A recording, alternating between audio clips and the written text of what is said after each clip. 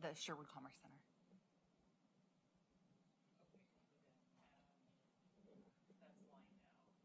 So they're representing the applicant.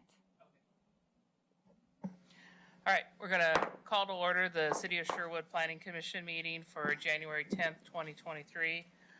Roll call. Chair Simpson. Here. Vice Chair Kai. Here. Commissioner Wydola. Present. Commissioner Montalvo. Here. Commissioner Winborn.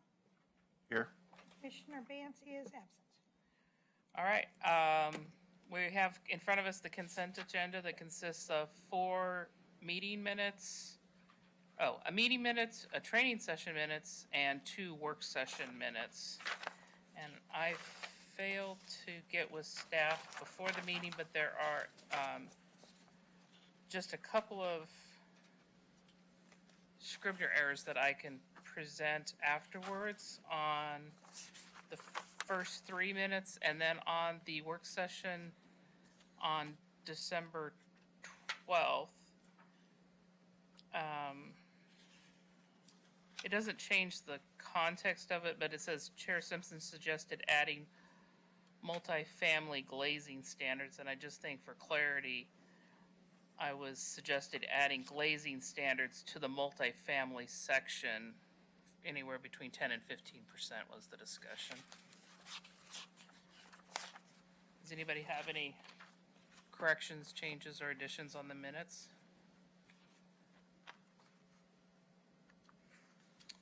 All right, do we have a motion? I move we approve the consent agenda. I'll second. As edited. As edited. Still seconded. All right, all those in favor say aye. Aye. Aye. Opposed? Motion carries. And my edits are right here. Okay. Oh, and my agenda. Okay, council liaison announcements. Do we have any report from the counselor?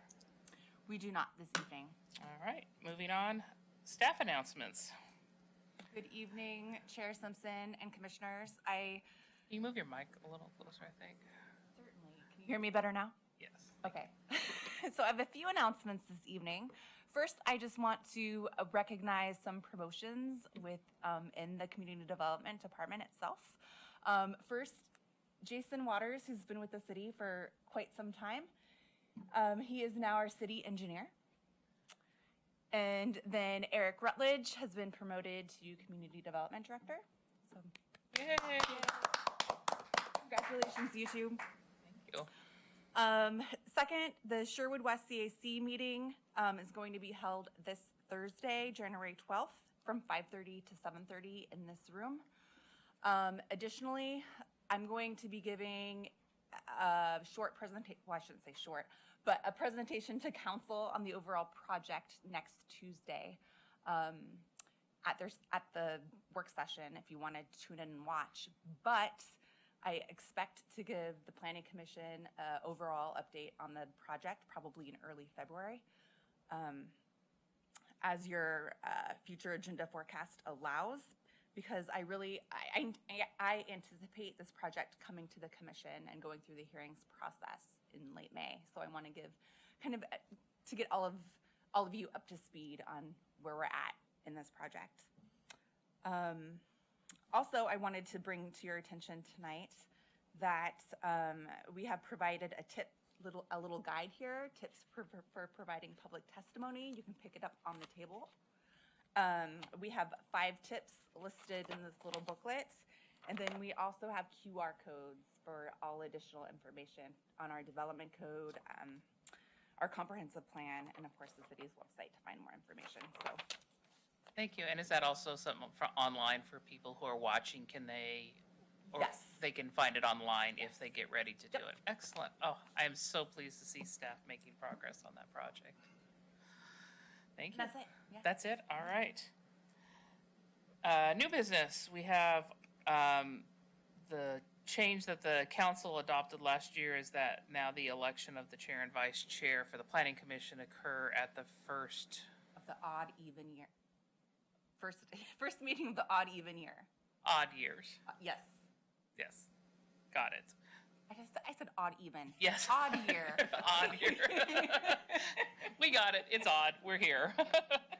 All right. So we will now hold the election for chair of the Planning Commission for the next year.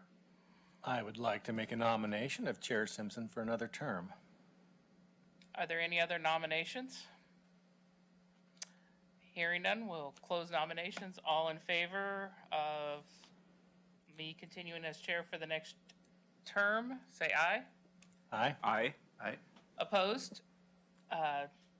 So nominated, elected. All right, we will now have election of vice chair. I would like to nominate Commissioner Wydola for vice chair. Are there any other nominations for vice chair? All right. And hearing no other nominations, all in favor of Commissioner Wydola as vice chair, say aye. Aye. Opposed? Election approved. All right, thank you very much, and thank you for agreeing to, and thank you for your trust in letting me continue in this role for one more term. Thank you for continuing to do so. All right. Now we go into public hearings, and if staff doesn't stop me, I will go into reading. I have a script to read for this evening. The public hearing on Sherwood Commerce Center Phase 1 Land Use Case File LU 2022-028MM is called to order.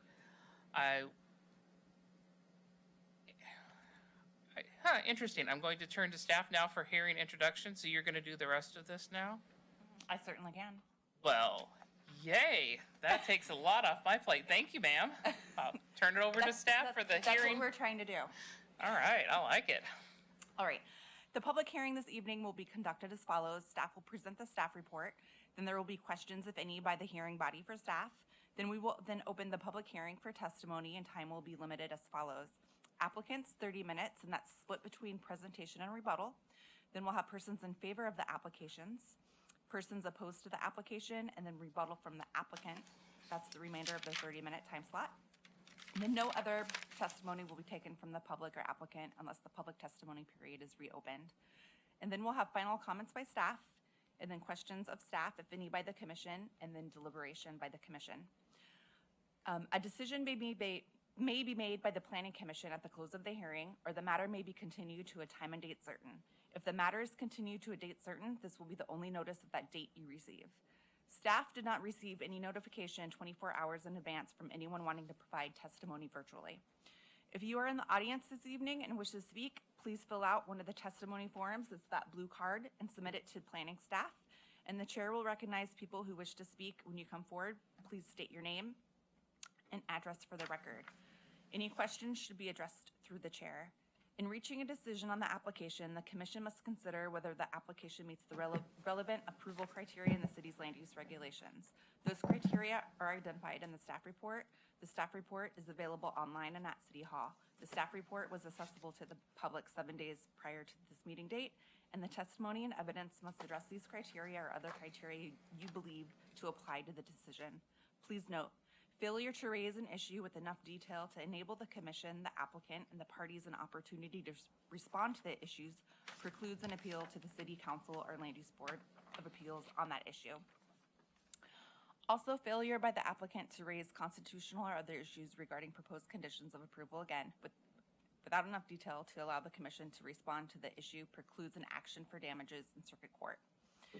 At this time, I would like to ask members of the commission to disclose any ex parte contacts, bias, or conflicts of interest. Please indicate the nature and extent of the ex parte contact, bias, or conflict of interest, and indicate whether you intend to participate in or abstain from the hearing. Commissioner Wydola. I have no ex parte contact, bias, or conflict of interest and plan to participate in the meeting. Commissioner Winborn. I have no conflicts of interest. I do plan to participate. Commissioner Kai. None, and I plan to participate as well. Commissioner Montalvo. And Chair Simpson. I have ex parte contact, but no bias, no conflict of interest, and I plan to participate. The nature of my ex parte contact was a phone call Sunday evening from Commissioner Bantz. He had, he's working late this evening, which is why he can't attend. He had reached out to both Eric and Erica with questions, and then was recommended that he could call me with any comments that he had.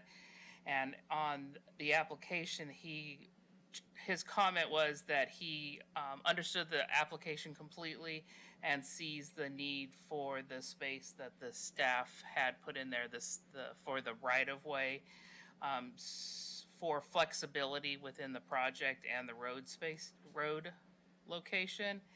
And he did see that a contiguous sidewalk would be beneficial. And that's the extent of our conversation. Now, does any member of the audience wish to challenge any planning commissioner's member ability to participate in the hearings this evening? So now I will turn to staff to present the staff report. Thank you, Erica. Good evening, Chair Simpson, Vice Chair Widola. Congratulations. Eric Rutledge, Community Development Director here at the city. Mark, I have my screen or the PowerPoint up on there. We go. Thank you. So this is for LU 2022-028 major modification for the Sherwood Commerce Center. I won't go over all these details, but the proposal is to either remove or modify conditions of approval B3 and B4. This is a type 4 major modification. So the applicant received site plan approval earlier last year in 2022, and there were a few conditions on there that are looking like it's going to be difficult to implement them, and so they're requesting to modify or remove those conditions. The application was routed to affected agencies. We also did public notice. To date, we have not received any public comments on the proposal. The applicable criteria here for reference, pretty short, just limited to the scope of the conditions and the criteria related to those conditions. The site is located south side of Oregon Street, shown there in red, about 38 acres. And yeah, I'll just keep going. The zoning on the site is employment industrial. You can see everything in purple there that has all been annexed into the city. All of that zoning is employment industrial. The gray area is in our Tonkin employment area, but has not been annexed into the city. So a nice little block there you can see on the corner of Oregon Street and Tonkin Road of annexed property. In terms of the existing conditions, this is probably early summer-ish or around the summertime. It looks, site looks a lot different than this now, but you can see the grading activity taking place on this square property. You get my laser pointer here. Here's the site here. This would be phase 1 of Sherwood Commerce Center, so they do have a grading permit. Site has been graded. This would be the phase 2, and they do have a grading permit for this site as well. So things look a little bit differently than they do here, but things are moving forward pretty quickly. We do have 2 other applications that are currently in review that are related to Phase 1 Commerce Center that I just wanted to go over. They're not being heard or decided by Planning Commission, but want to give you kind of the full context. So this is the site plan on the left here that was approved as part of Phase 1. After the land use approval, we've received 2 different applications. The first one, they're both related to the same change, I guess, and that was to get approval for Tonkin Court or Laurelwood Way here. It was previously approved as part of both Sherwood Commerce Center and the Oregon Street Business Park. The change is that the road, we required a conditional use permit to process, this additional road connectivity sort of outside of a site plan. If you're doing roads outside a site plan, it requires a conditional use permit. So that's the process that they're going through separately. So Tonkin Court is actually going to come all the way down to what we call the Kerr property off the site. I'll have a different slide in a moment. And then the other road that is being reviewed as part of the conditional use permit is a new east-west local street to the south of Phase 1, so in between Phase 1 and future Phase 2. As part of the original site plan that this commission looked at and approved, we did approve Tonkin Court just down to this property line. Again, we didn't do the extension, but this here to the south of Phase 1 was just shown as a private access drive as part of the site plan. And so the applicant proposed instead a public street to the south. And so we needed to do notice for that and notify neighbors that there was a change. So those are both, that's in review. In addition, because as a result of this road, there were some changes to the site plan, mainly this, what you see in red here in this red box. Because of the change, they were able to drop this building down, add about 10,000 square feet of additional space, so that required a minor modification to the site plan. So we have the minor mod and the CUP both in process. Don't see any issues with approval. They're both on track. And I think importantly, they really don't impact the application in front of you tonight. Just kind of want to give you the full context of what's going on with the site plans. And then in terms of what we have going on in terms of other activity and development in this area, here you can see the entire road, Tonkin Court, Laurelwood Way, coming all the way down to the Kerr property. So we are in process of reviewing this one here. We've approved Sherwood Commerce Center Phase 1. Poly, shorthand for Oregon Street Business Park, has also been approved. And the Kerr site here has been issued a grading permit in anticipation of industrial development. So a lot of activity in this area for new employment, land, and industrial growth, all in the city. And again, seeing a lot of activity and things are moving pretty quickly. Just really briefly, the background on the studies and plans that we've done, focusing on Ice Age Drive now. First, the TEA concept plan showed a collector status road on the north side of tax lot 600, Sherwood Commerce Center, coming through, straight through the property line on the north side and then eventually coming down here. We did a refinement plan, what we call the implementation plan, in 2015. And you can see the sort of intersection has been revised, and that's where it will go with the Ice Age Drive alignment study. And then the implementation plan really picked up on a lot of the constraints that are here in this sort of central Tonkin employment area. And so the road alignment ran parallel, dropped down and ran parallel to the BPA easement that is here. And so you'll see when we get into the plans, that's more or less what is proposed. So 90-degree intersection with Oregon Street, running along the property line, and then dropping down to run parallel to the BPA easement is what was shown in the implementation plan. And I'm going to switch gears slightly here and talk about the Ice Age Drive feasibility study, which is really a city project, not something that the applicant is involved in any type of detail. So the city very interested in moving forward our employment land here in the city, and a key part of that is Ice Age Drive. And so we're moving pretty quickly to do a feasibility study.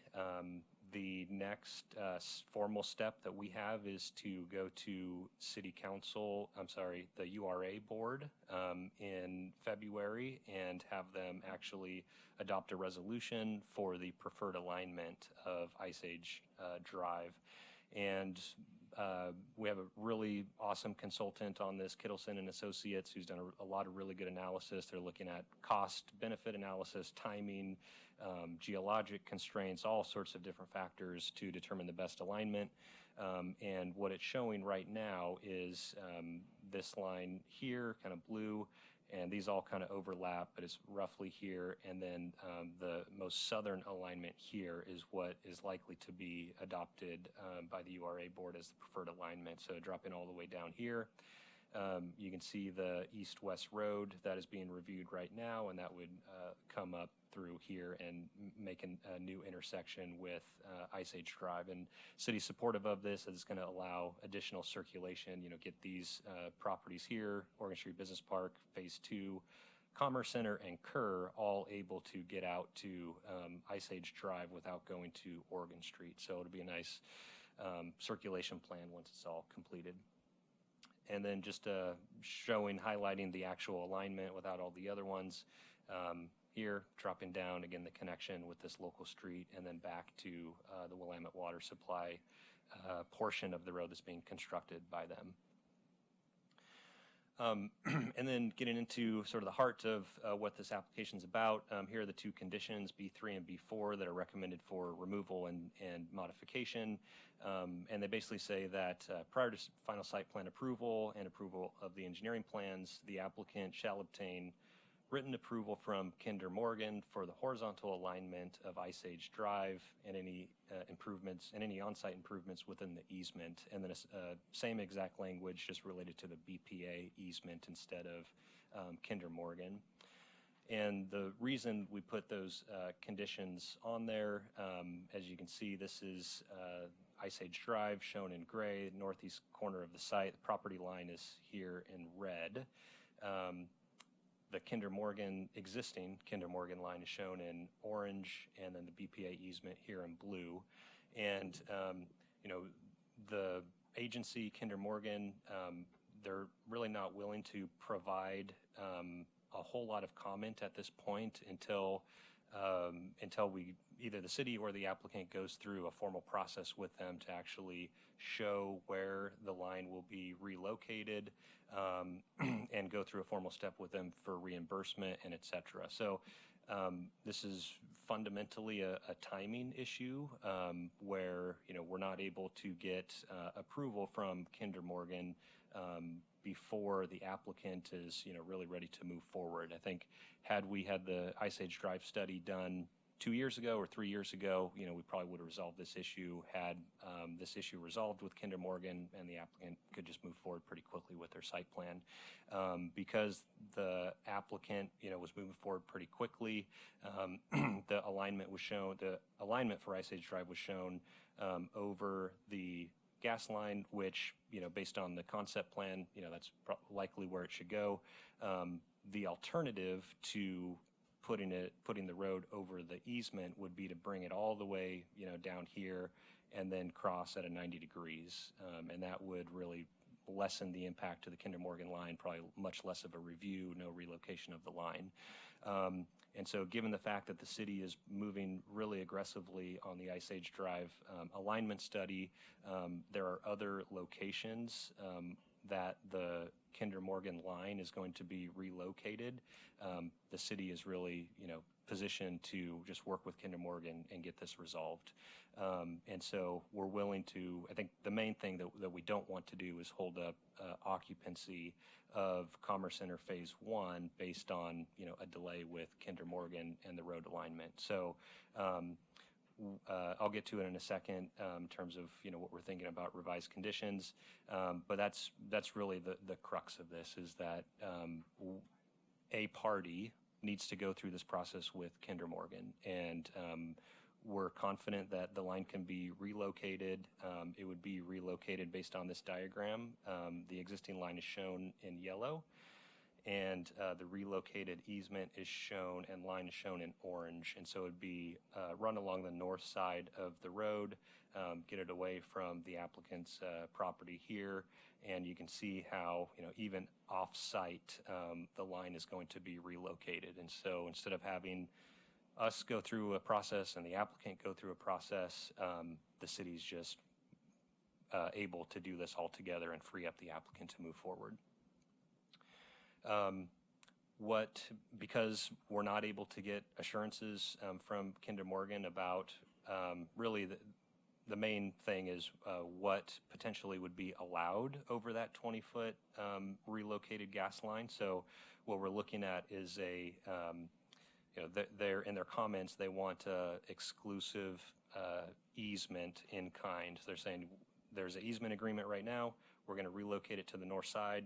but they're not willing to say, and sure, you could put a sidewalk over it. They're just not going to say that at this point. We're optimistic that we can, and there's other places, throughout our region where there's sidewalks and other things over easements, but they're just not willing to say yes until we go through this process with them. So we want to be, transparent with Planning Commission and with the public about, basically a worst case scenario is what I'm calling it in the staff report. And so there's a few different options here for cross sections of the road. And I want to be clear, Planning Commission tonight isn't deciding on a cross section. We're just kind of showing, basically we want to show that staff is really looking at this closely. We've worked with the consultant to come up with 4 different designs already. And based on, how we work with Kinder Morgan and what they're willing to bless, I think, any of these are a possibility. Just want to demonstrate that the road works even with this relocated easement, and there's a lot of options for what the road can actually look like. And so we'd go through a separate type 2 modification process for the road design. And of course, City Council is also going to be looking at this through their study as well. So it'd have adequate public participation, public notice, et cetera. So our ideal situation is that Kinder Morgan would allow us to put a 12-foot multi-use path on this north side of the road. We'd put lighting here as well.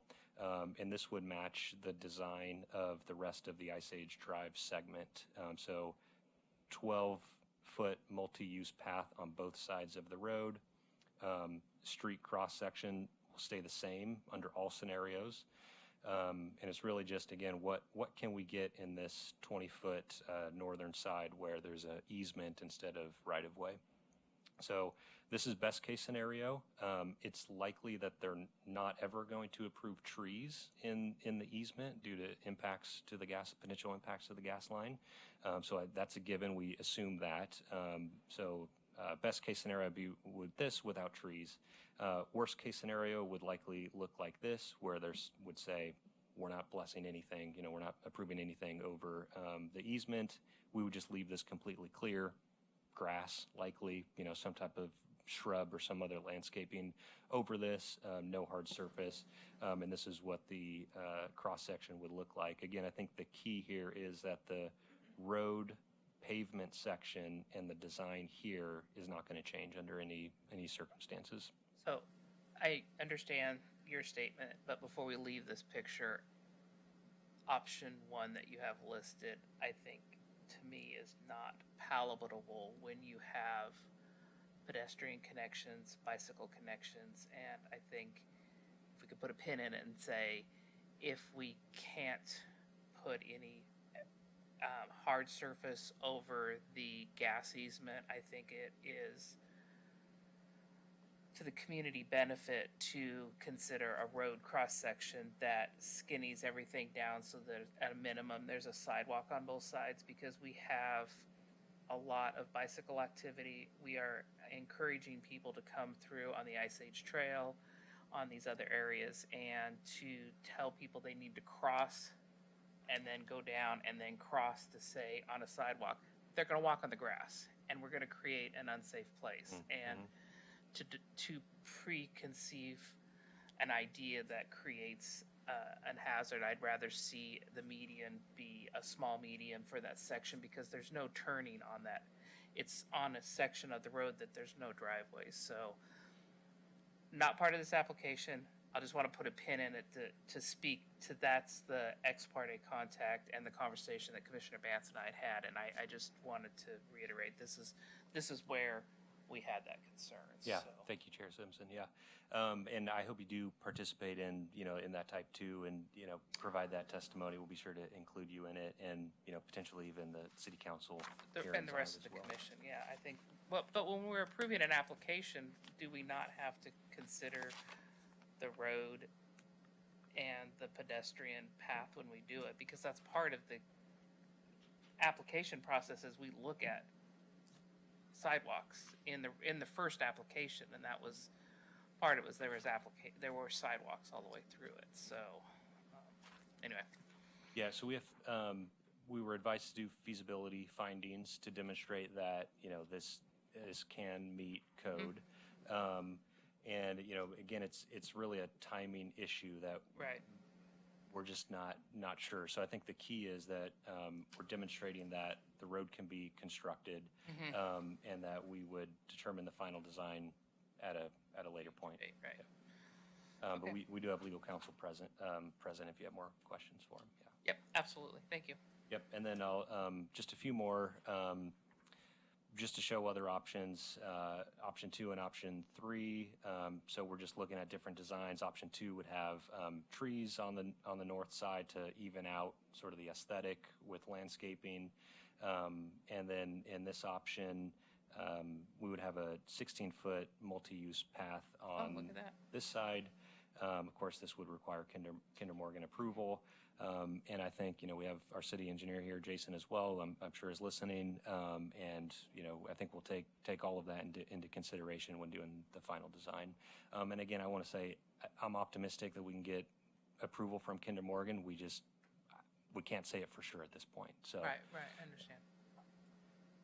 And then I'm going to give just a heads up, we're likely looking at a continuance during this hearing with applicant agreement. I'll let them speak to that. The reason for that is we're pretty clear and on the same page with the applicant about the 76-foot right-of-way and how to handle the easement and existing line within the right-of-way. When we really dug into the details about revising these conditions, we noticed that there was a portion of the easement that was actually going to remain on their site even after the dedication. So we wanted to spend a little bit more time working with the applicant on exactly how to deal with this. It's different than just dedicating right-of-way and having the city go through the process with Kinder Morgan. Under this situation, the city's going to have either the rights to work in this area of the site and work with Kinder Morgan in this area of either relinquishing the easement and relocating it because it's going to remain on private property. So this kind of came up last minute, and so it's likely we're going to get a continuance so staff and the applicant can work on language to address this small issue as well. I won't go because I think both these are likely going to change based on that issue that I just mentioned. We do have revised conditions that are recommended in the staff report.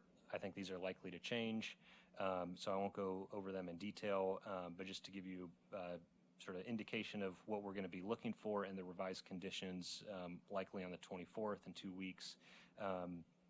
First, the city needs the ability for Ice Age Drive to be dedicated and constructed and allowing safe traffic circulation, and I'd add pedestrian and bike to that as well.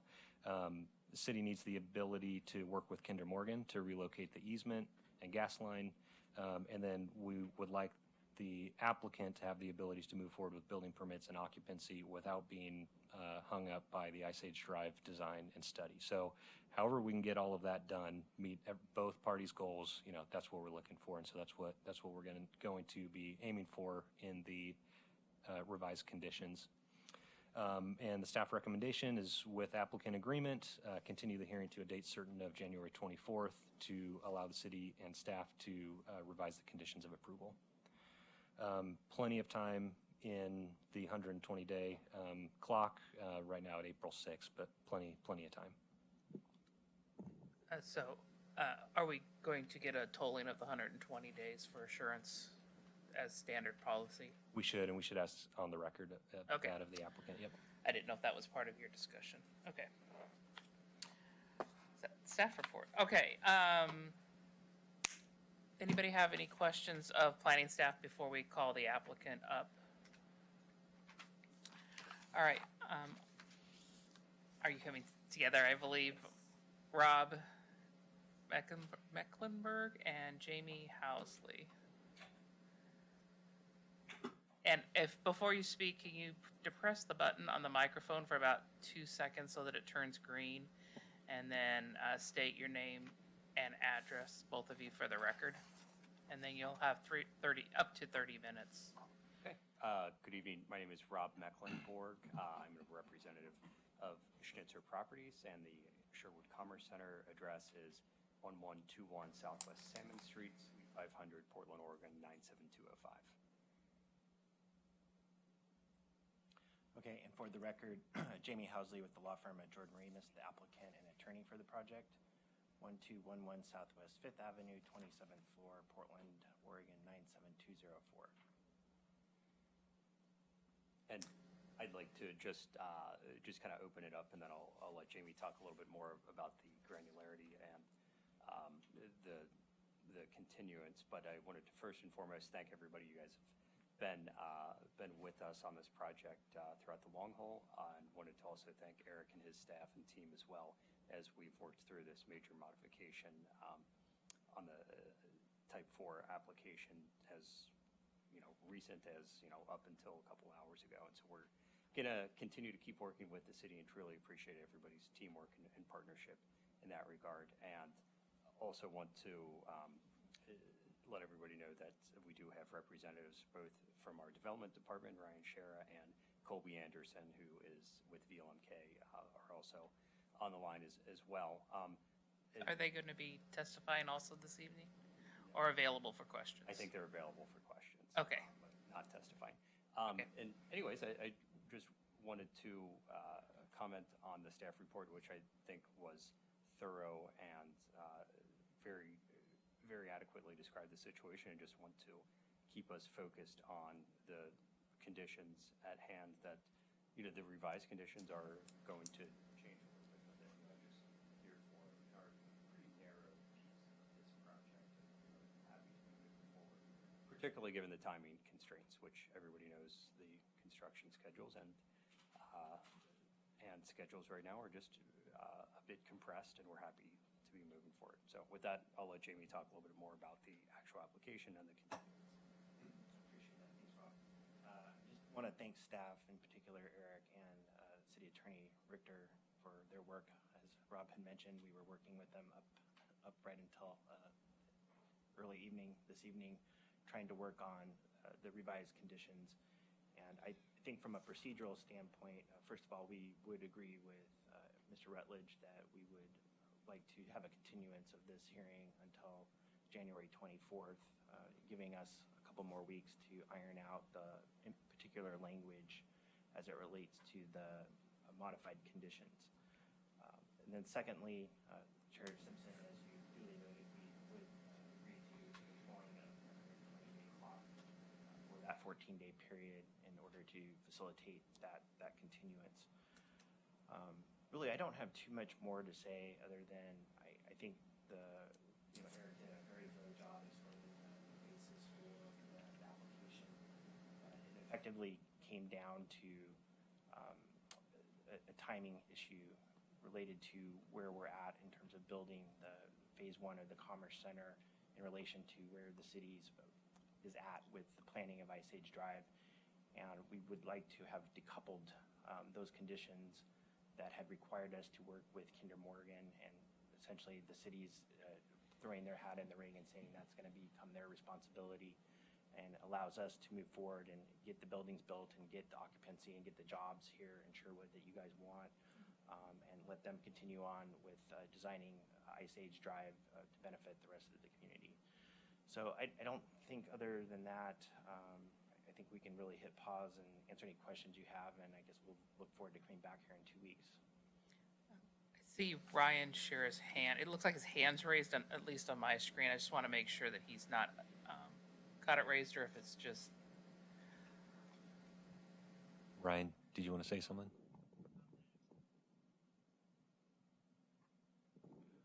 We can't hear you if you're saying anything, Ryan. Maybe unmute?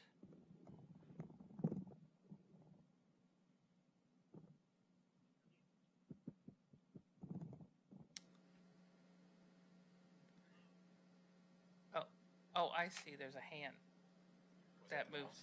Oh, that's the mouse. I see. Someone left the hand there. I thought he had raised his hand. So, Ryan, you're okay. If you do have anything to add to it, maybe you can text one of your partners and we can call you back. But we probably do need to get the muting thing. Oh, that is so funny that the hand landed right where his hand would be. So, Good start to Man a few words. Thanks, Ryan. Well, it was a high five. Great job, thanks. And thank you for tolling the 120 days and the continuance.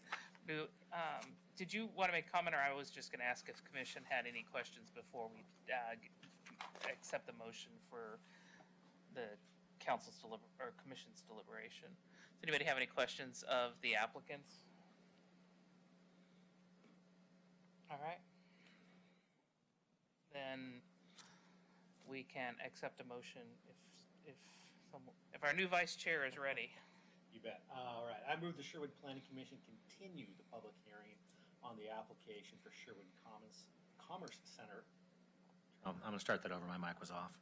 I move the Sherwood Planning Commission continue the public hearing on the application for Sherwood Commerce Center Phase 1, LU 2022-02 to June 24th, 2023. January 24th, 2023.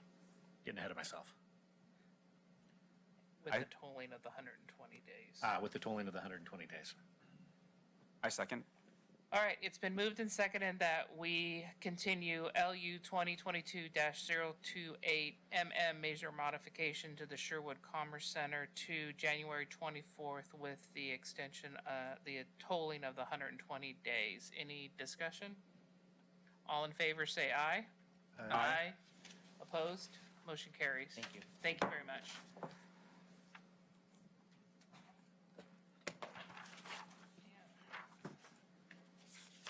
I lost the blue cards for those.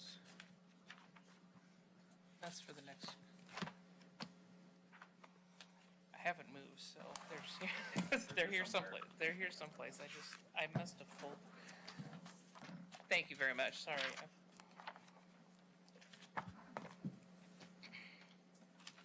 Oh, there they are. Okay. I have to turn the blue cards into someone or I get in trouble, so there we go. All right. Let me shuffle a little bit and get the right paperwork up.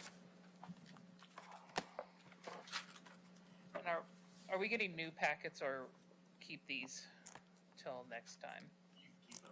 Things won't change much. Yeah, probably just revise conditions. All right, excellent. All right, so now we're moving on to our second public hearing. And we're going to the public hearing on Mosier Pass Land Use Case File LU 2022-020 PUD is called to order. I'm now going to turn to staff for the hearing introduction. I love that. The public hearing this evening will be conducted as follows. Staff will present the staff report, then questions, if any, by the hearing body for staff. Then we will open up the public hearing for testimony, and time will be limited as follows. The applicant will have 30 minutes, split between their presentation and rebuttal. Then we'll have persons in favor of the application, persons opposed to the application, and then rebuttal from the applicants for any time remaining from their 30 minutes. Then no other testimony will be taken from the public or applicant unless the public testimony period is reopened. Then we'll have final comments by staff, questions of staff, if any, by the commission, and then deliberation by the commission. A recommendation may be made by the Planning Commission at the close of the hearing to the Sherwood City Council, or the matter may be continued to a time and date certain. If the matter is continued to a date certain, this will be the only notice that you will receive. Staff, we didn't receive any notification 24 hours in advance from anyone wanting to provide testimony virtually. But if you're in the audience this evening and wish to speak, please fill out one of the testimony forms and submit it to planning staff. The chair will recognize people who wish to speak. When you come forward, please state your name and address for the record. Any questions should be addressed through the chair. In reaching a decision on the application, the commission must consider whether the application meets the relevant approval criteria in the city's land use regulations.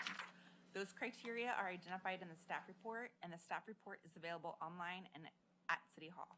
The staff report was accessible to the public 7 days prior to this meeting date, and the testimony and evidence must address these criteria or other criteria you believe to apply to the decision. Please note, failure to raise an issue with enough detail to enable the commission, the applicant, and the parties an opportunity to respond to the issue precludes an appeal to the City Council or Land Use Board's appeals on that issue. Also, failure by the applicant to raise constitutional or other issues regarding proposed conditions of approval, again, without enough detail to allow the commission to respond to the issue, precludes an action for damages in circuit court. So at this time, I would like to ask members of the commission to disclose any ex parte contacts, bias, or conflicts of interest. And please indicate the nature and extent of the ex parte contact, bias, or conflict of interest, and indicate whether you intend to participate in or abstain from the hearing. Commissioner Waidola. I have no ex parte contact, bias, or conflict of interest and plan to participate. Commissioner Winborn. I do plan to participate. No conflicts. Commissioner Kai. None, and I plan to participate. Commissioner Montalvo. No conflicts, and I plan to participate. And Chair Simpson. I have no bias or conflict of interest and plan to participate this evening. However, I did have ex parte contact with Commissioner Bantz.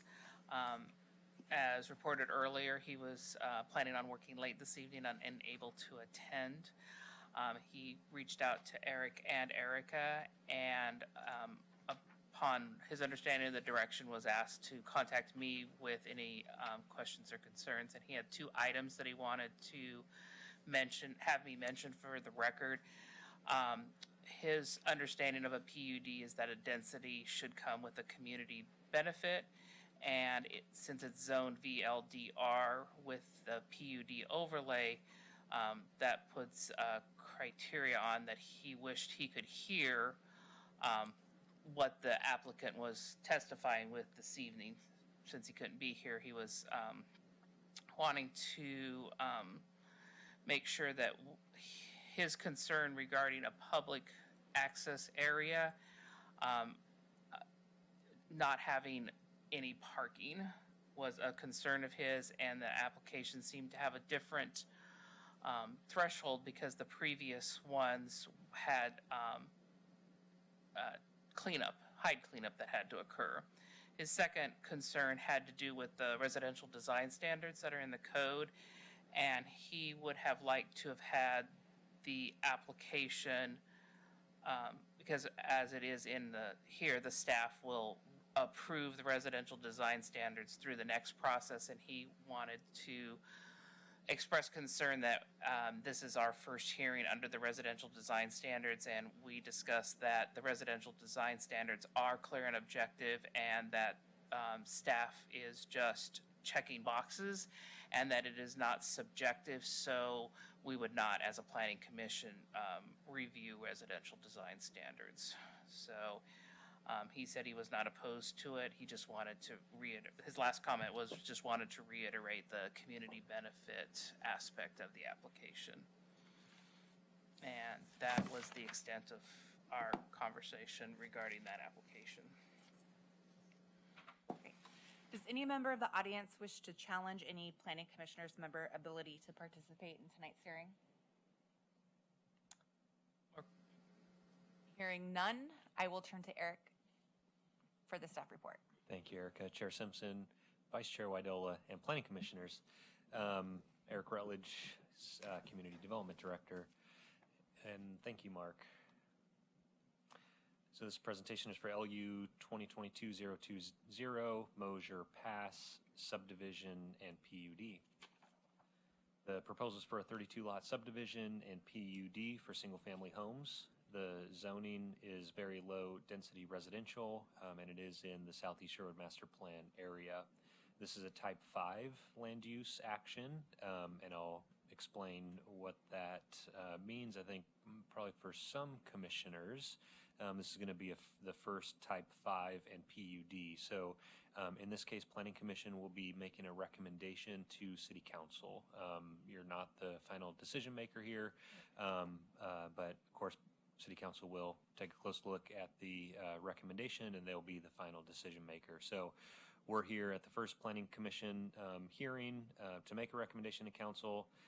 We'll have 2 hearings with City Council to get this adopted as an ordinance.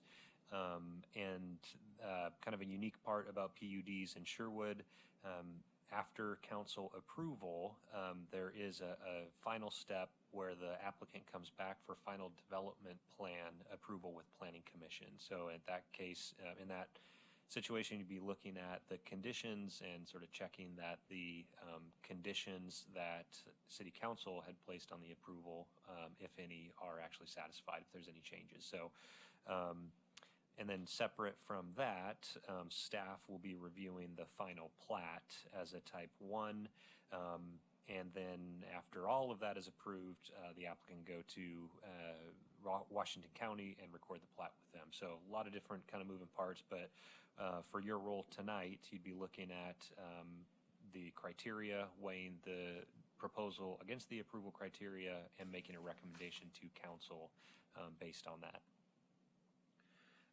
We did send agency notice, public notice. To date, we don't have any public comments, either in writing or verbally, on the application. We will allow public testimony tonight if anyone would like to provide public testimony on the application. A whole bunch of corrections here. I won't go over all of them. There's really nothing of substance here. Thank you, Chair Simpson, for catching all of these. Must have been, I don't know, tired or something when I was copying and pasting and doing other stuff. But I think that the main one is that there was kind of two different statements in the application, that no exceptions were proposed or requested. And then in the narrative, that was on the plans, and in the narrative, it said that there was a 5-foot exception requested to the front and garage setbacks. The code has been updated recently for PUDs, and it does not allow any exceptions to setbacks. And so kind of a moot point, but just wanted to clarify that for the staff report.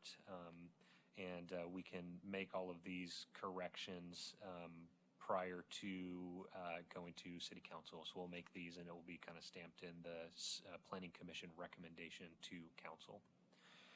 And here are the applicable code sections.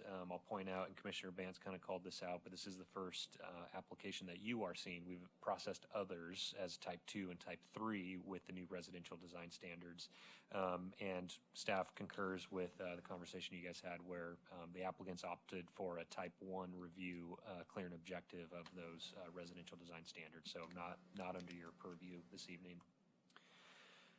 Site location, this is in the Southeast Sherwood Master Plan area, east side of Murdoch Road. The site is outlined here in red. Get my pointer. Murdoch Road here, Upper Roy Street here. So it'd be, you know, the southwest corner is at this intersection. The existing conditions, you can see here, and it was pretty clearly stated in the staff report. The tree canopy that was historically here was removed in the mid-2000s. You can see that pretty clearly here. You know, this would have been the historic canopy.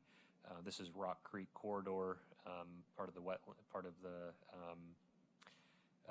National Wildlife Refuge, part of it's also private property.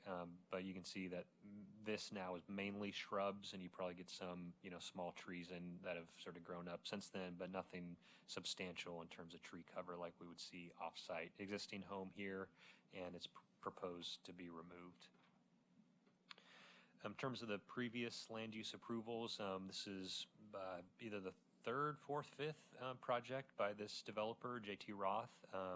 So they've been busy over the last few years. Denali Lane, Denali Meadows, and Denali Summit, all within the Southeast Sherwood Master Plan area, and all as PUDs. And then the site here would fill out the Southeast Sherwood Master Plan area. So if this is approved and constructed, this would complete the Southeast Sherwood Master Plan area. There's really nothing left in terms of future partitioning. There'd be very little left. The chin partition here has also been approved. Really the only potential would be in here, but these are existing single-family homes under separate ownership, so there might be some potential in there. But with development of this site, it really completes the Southeast Sherwood Master Plan. In terms of the code, the base zone is VLDR. That allows a density of 0.7 to 1.0 units per acre. The code allows a PUD overlay over the VLDR to 1.4 to 2.0 units per acre. And then the last option with the highest density is a VLDR PUD that also conforms with the Southeast Sherwood Master Plan, and that permits a density of up to 4 units per acre. What's proposed is single-family dwellings at a density of 3 units per acre, approximately a little bit over 3, at a minimum lot size of 10,000 square feet. The development standards are shown here. This is the VLDR PUD. The proposed change, just to clarify again, worst case scenario is that there was an exception requested, but not permitted, and that's pretty clear in the staff report and in the conditions. I won't go over all of these in detail, but we have them here for reference. If we need them, this is the approval criteria for the Southeast Sherwood Master Plan PUD. And then we also have the criteria for planned unit developments generally. Do both apply? Both apply in this case, yes. The staff report has findings for both. Overview of the preliminary plat. So really kind of building off the previous public improvements and, development plans of the other subdivisions and PUDs. So if you recall, the last one that was approved stubbed this street to this property line, and so the street would be continued to the north and then curve here and ultimately make a new intersection with Southwest Murdoch Road at Upper Roy Street. This road as well, part of the local street system within this Denali area, also would be continued with a new cul-de-sac here. Private lots shown in yellow, stormwater in blue, and then open space and trails shown in green. So pedestrian connection to Murdoch Road, and then a straight path into the open space from Murdoch Road into the open space, and then one additional connection into the open space here at the curve at the back corner of the site. Also connectivity from within the previously approved open space, so we'd get a connection from the trail being stubbed to this north property line. And then just a little bit of a remnant tract here, also shown as open space in the proposal. Here's an open space improvement plan. I think the things to point out are the amenities mainly here in this corner of the site. So the vision and proposal is for the trail here to be a wood trip trail. Otherwise, we can call it a nature trail is what it's called in the application, to continue along here.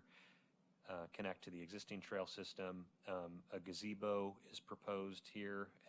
In this location, benches here and here, 2 different benches, interpretive signage near both of the benches, and then also in this area where we're not seeing the tree icons, the rest of this hatched area would be the forest restoration that's proposed. In terms of these pedestrian easements here, there's a typical cross-section, which should be 15 feet, 5 feet of pavement, and then 5 feet of landscaping on each side would be the typical pathway for pedestrian access. And just to show you kind of the overall circulation, we really can't consider the rest of this in this application. Their applications are done and decided on, but just to kind of show you how this area has come together given the previous developments and approvals. All the private lots shown in gray, open space shown in green, and then the off-street trail system shown in red. Two connections that are not part of the public streets from Murdoch Road providing access into the site. Normally, the code would have required a public street to break up, this block here.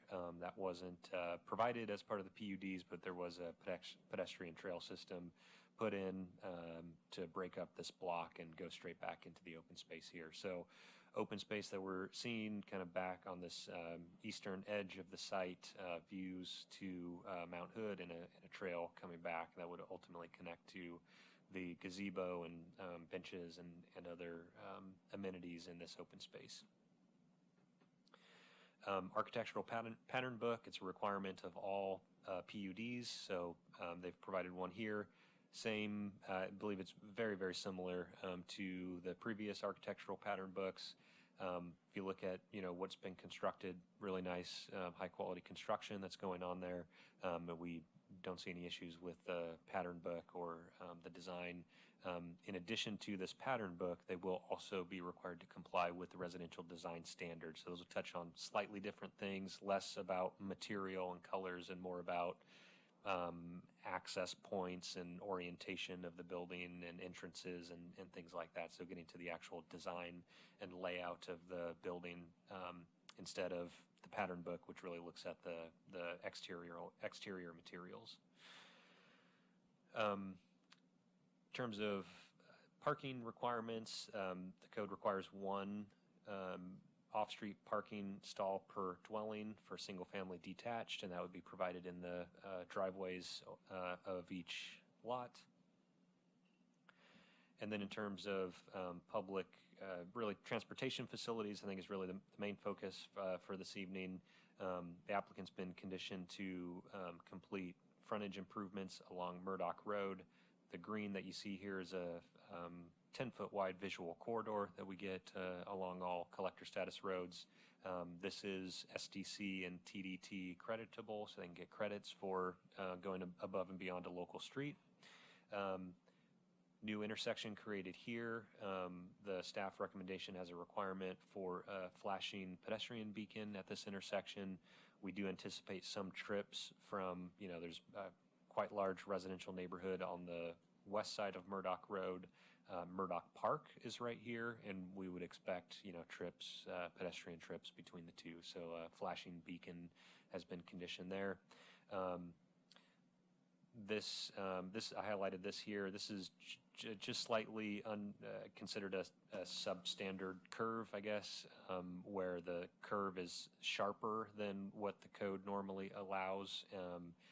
Engineering department has approved a design modification for this, but as part of that, the speed of this will need to be reduced down to 20 miles per hour instead of 25 as a condition of approving this tighter curve. And again, no public comments received on the application to date. And the staff recommendation, staff recommends Planning Commission forward the application to City Council for approval, subject to the findings and conditions described in the staff report dated January 3rd. Planning Commission alternatives, you can recommend approval based on the findings and conditions in the staff report. You can recommend approval with modified findings and conditions, and you can recommend denial with modified findings and conditions. And we do, in terms of the 120-day clock, we have the initial hearing here. If a second hearing is necessary or requested by the applicant, we do have time for a second Planning Commission hearing on the 24th, and then 2 City Council hearings in February with a 120-day deadline in March. And that concludes staff presentation.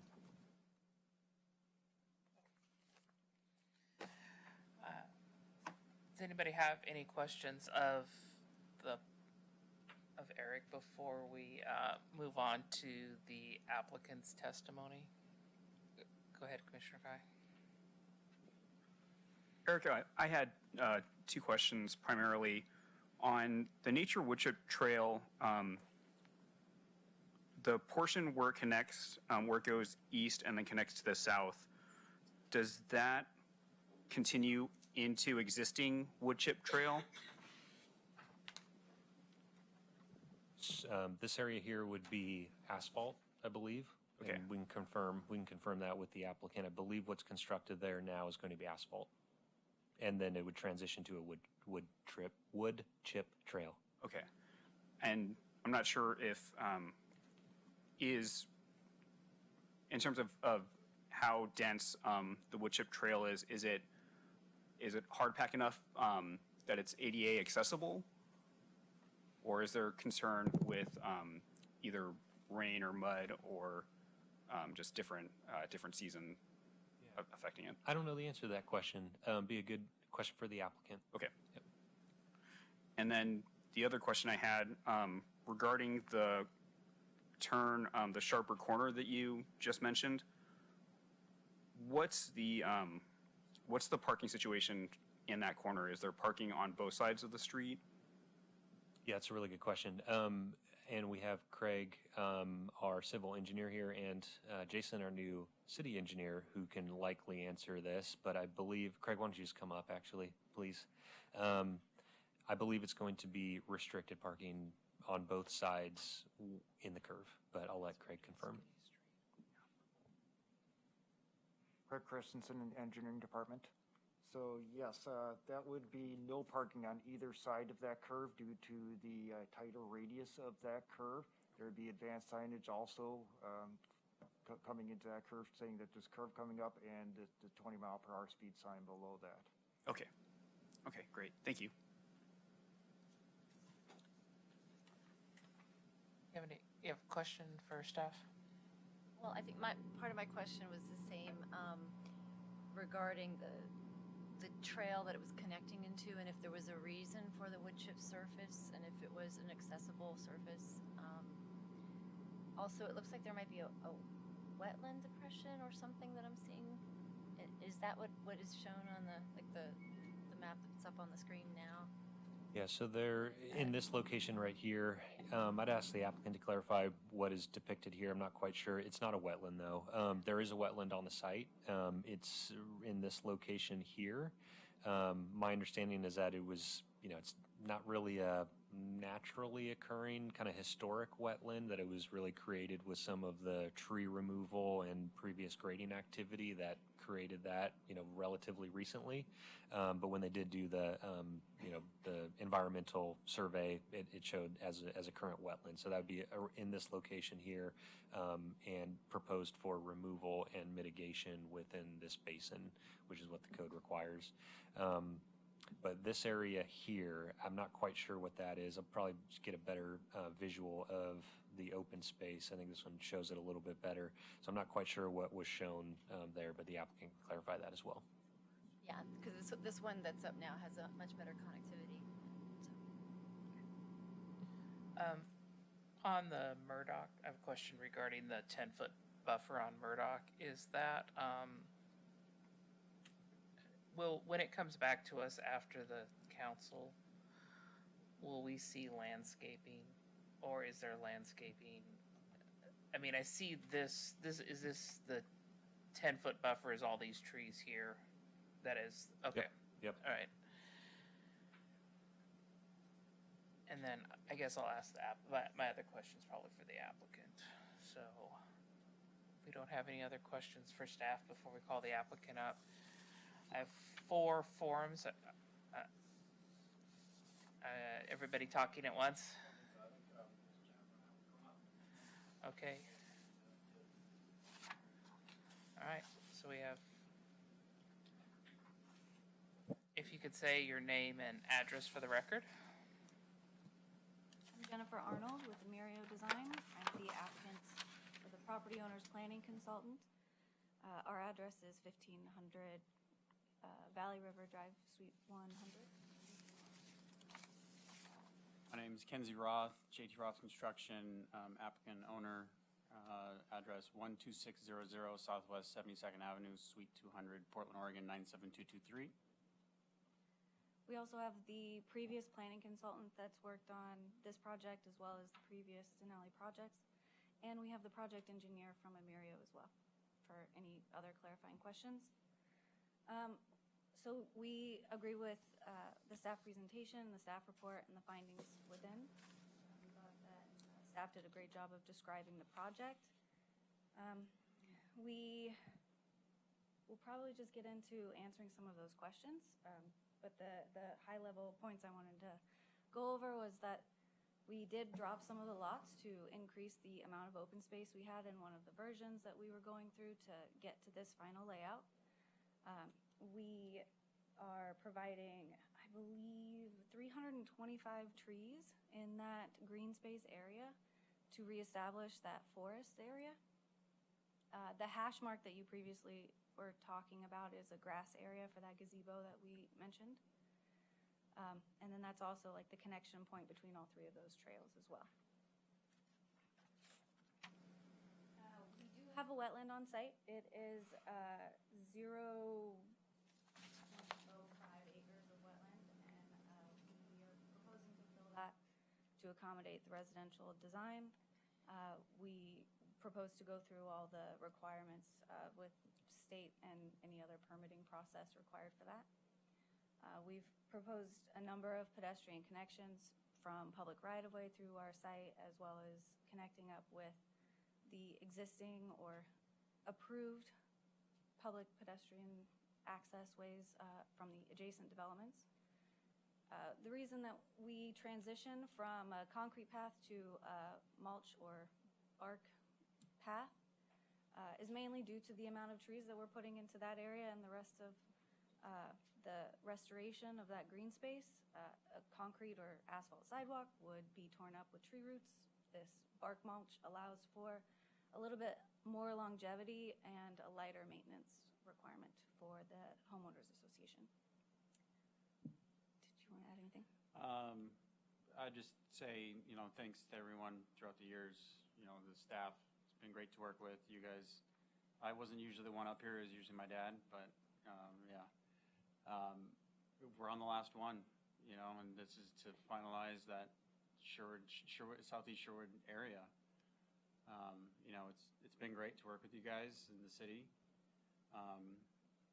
And yeah, when we originally were designing this, we had a different design. We went to Eric, we worked with Erica and Eric, kind of chatted with them about it, and Eric pretty much said, try again. So we removed 2 lots, and we came up with the idea of trying to reforest this area to bring back some of the vision of the Southeast Sherwood Master Plan. I consulted with a reforestation company, and they're going to tackle everything, get it reforested. They've already actually went in and pulled some saplings and some baby trees that they're holding in their nursery to replant. So even some of the trees that we're replanting with have already been pulled. I think it's a nice story for that area that we can do all that and bring back that vision. But yeah, I'm just here to answer any questions and that you might have. So for clarification, before we move on and things may change later, your statement, Jennifer, was that you agree with the staff presentation. Do you accept the conditions as written, the conditions of approval? Yes. Okay.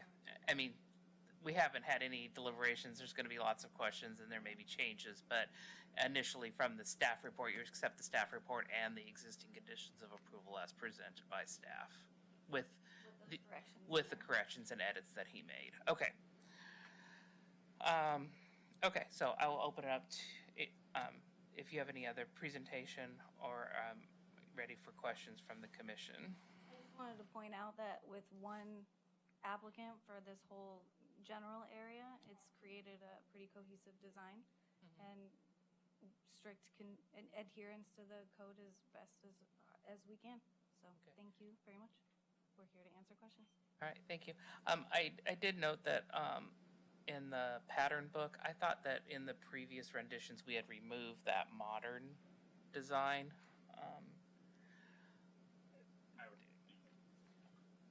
Do you recall? I have a recollection of that. I remember we had a lot of conversation about that modern design not fitting in with the community. Yeah. I don't think it's been removed because we've been building modern homes up there. Okay, so I think we had such a discussion about it at the commission. It was like modern and contemporary, and I think we removed contemporary. Maybe that was it. That was it. Okay. I remember there was one that was. I thought maybe it was the modern. Okay. Does anybody have any questions of the applicant before? Yes. Go ahead. You can go ahead. Okay. What we had asked earlier is the wood chip trail ADA compliant at all? It is to the best ability that a wood chip trail can be given the terrain of the site, but I'm under the impression it does not have to be. No, yeah, okay. What's the proposed width of that trail, of the chipped area? Probably How just wide? follow the paved width, 5 feet, I believe, is what it is. And like, she kind of touched on, we're trying to keep that, bring the grove back and kind of keep it natural. You know, it's not going to be perfectly flat and perfectly level all the way through. We want to kind of keep that area natural. So it's going to be, you know, a 5-foot wood chip trail or a nature trail. And that was kind of the idea we had for that. And then within the pedestrian connections, is there any head scale lighting proposed at all? I'm not even sure if it's permitted, but were you thinking that there'd be any low-level pedestrian scale lighting within those head connections? We haven't planned on it, no. Okay.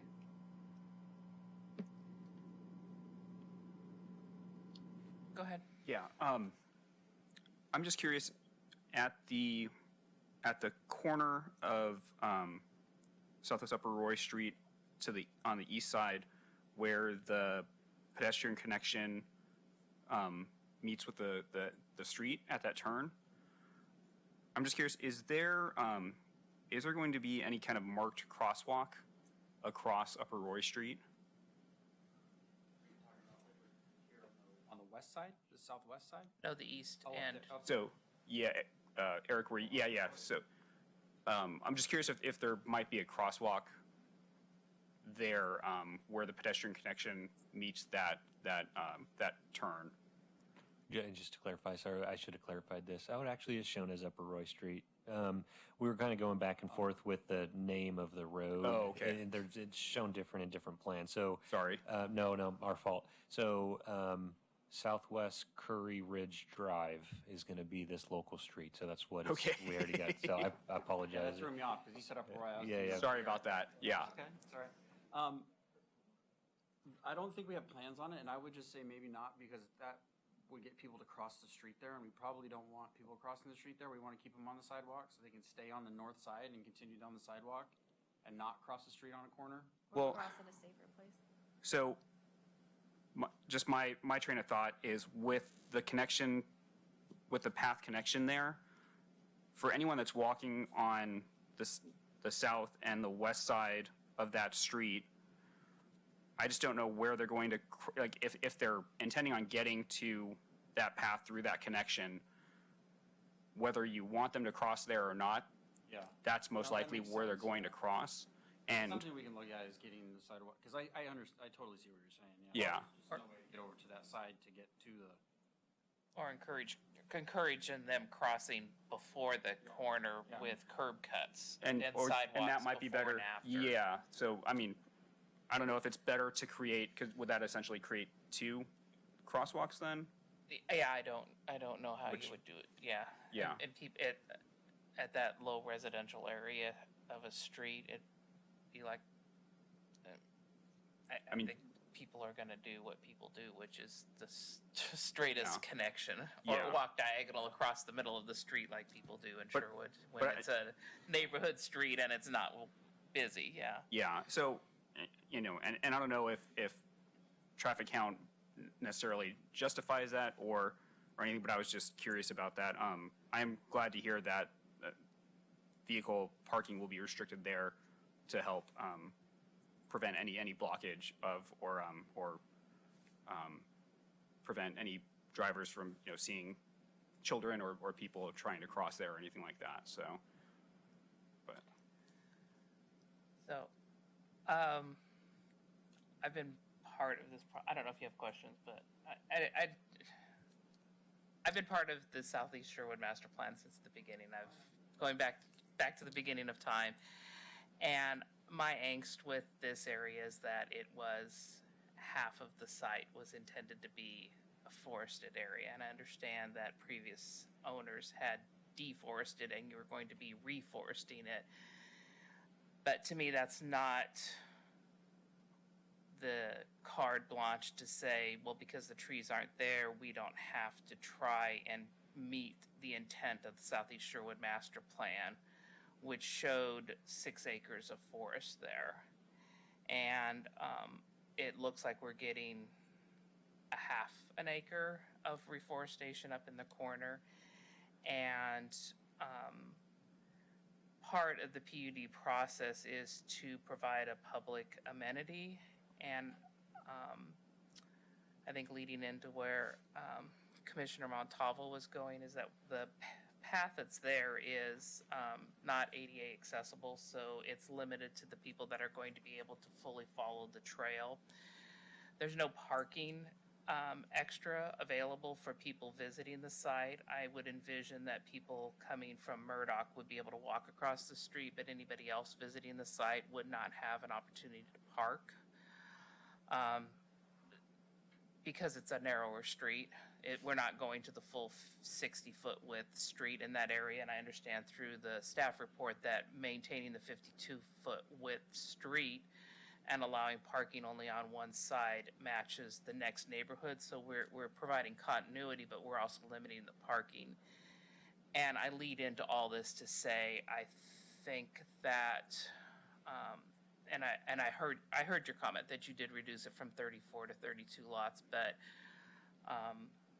the underlying zone's 12. And under the PUD that was allowed, 24 would be allowed. And then the Southeast Sherwood Master Plan envisioned density to help the owners in that area and increase it. But again, there was more parks, there was more community benefit, and there was a forested area in that section. And I would say that if we're looking at this in the standalone concept that is this one particular lot that we're looking at, the community benefit for this area needs to include a benefit that is beneficial to the community. And I, as a community member, wouldn't be able to access it. I would see that if the lot off the corner, if you move your little red dot up and to the right just a little bit, if there were 2 parking spots and a bigger park area, now you've invited the community to park, to enjoy the area, and to visit what we have been trying to preserve, which is the Southeast Sherwood area. And I can't change your plan. All I can say is that I don't, in my heart of hearts, am having a hard time finding that it meets the spirit of the Southeast Sherwood Master Plan that had 6 acres of trees. And that's my angst. That's what I've been looking at for a long, since the application came forth, is I know that the trees aren't there anymore, but that's today. In 50 years, if we preserve enough land, we could have the same trees that were there before the previous owner cut them down. So I'm just throwing that out to say I am having a hard time getting community benefit in exchange for the increased density. So, I guess just to touch on that, yeah, when the master plan was done, they took all of the lots, assuming that one person was going to develop it all at once, and they put all of that open space pretty much into one corner. We've provided open space throughout every single project, above and beyond the requirement. Denali Lane had 18%, Denali Meadows had 25%, Denali Summit 15%, and this is 21%. So, and we're providing the benefit of, I've mapped out this trail, walking around. It's a mile loop from one point all the way around to the exit. I understand what you're saying. There's no, parking lot, but I'm pretty sure you can park on Upper Royce or Curry Ridge, the straight part. And then Steve was just telling me that was brought up in the other application, the Denali Summit, and then you guys decided against parking because you didn't want this to turn into a regional park. It was more supposed to be like a neighborhood park where the surrounding neighbors could walk through it. So, that's, I understand. There was also going to be a mountain, there was also going to be a hilltop park in the Southeast Sherwood Master Plan. It envisioned a large park at the top, and that was never developed through any of the processes. And like you said, it was envisioned in the perfect world that one person would come in and develop the entire area. There would be a hilltop park, there would be trees over here, and then the densities were spread out through. And because it came in piecemeal, each section was less than what had been envisioned all through the process. And that's been my concern as we've gone through each application, is that the community benefit has been lessened at each application that what would have been envisioned under the comprehensive Southeast Sherwood master plan. I just want to jump in here, and I think the conversation about the past applications is good for background, but I want to focus us again on, we have this Mosier site and a Southeast Sherwood master plan that has,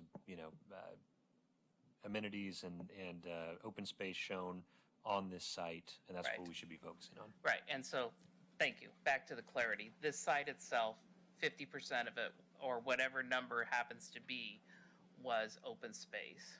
And under a PUD, allowed up to 12 under the underlying zone, 24 under a PUD. And we're now at 33, and I'll let other commissioners speak. That's just my angst. So,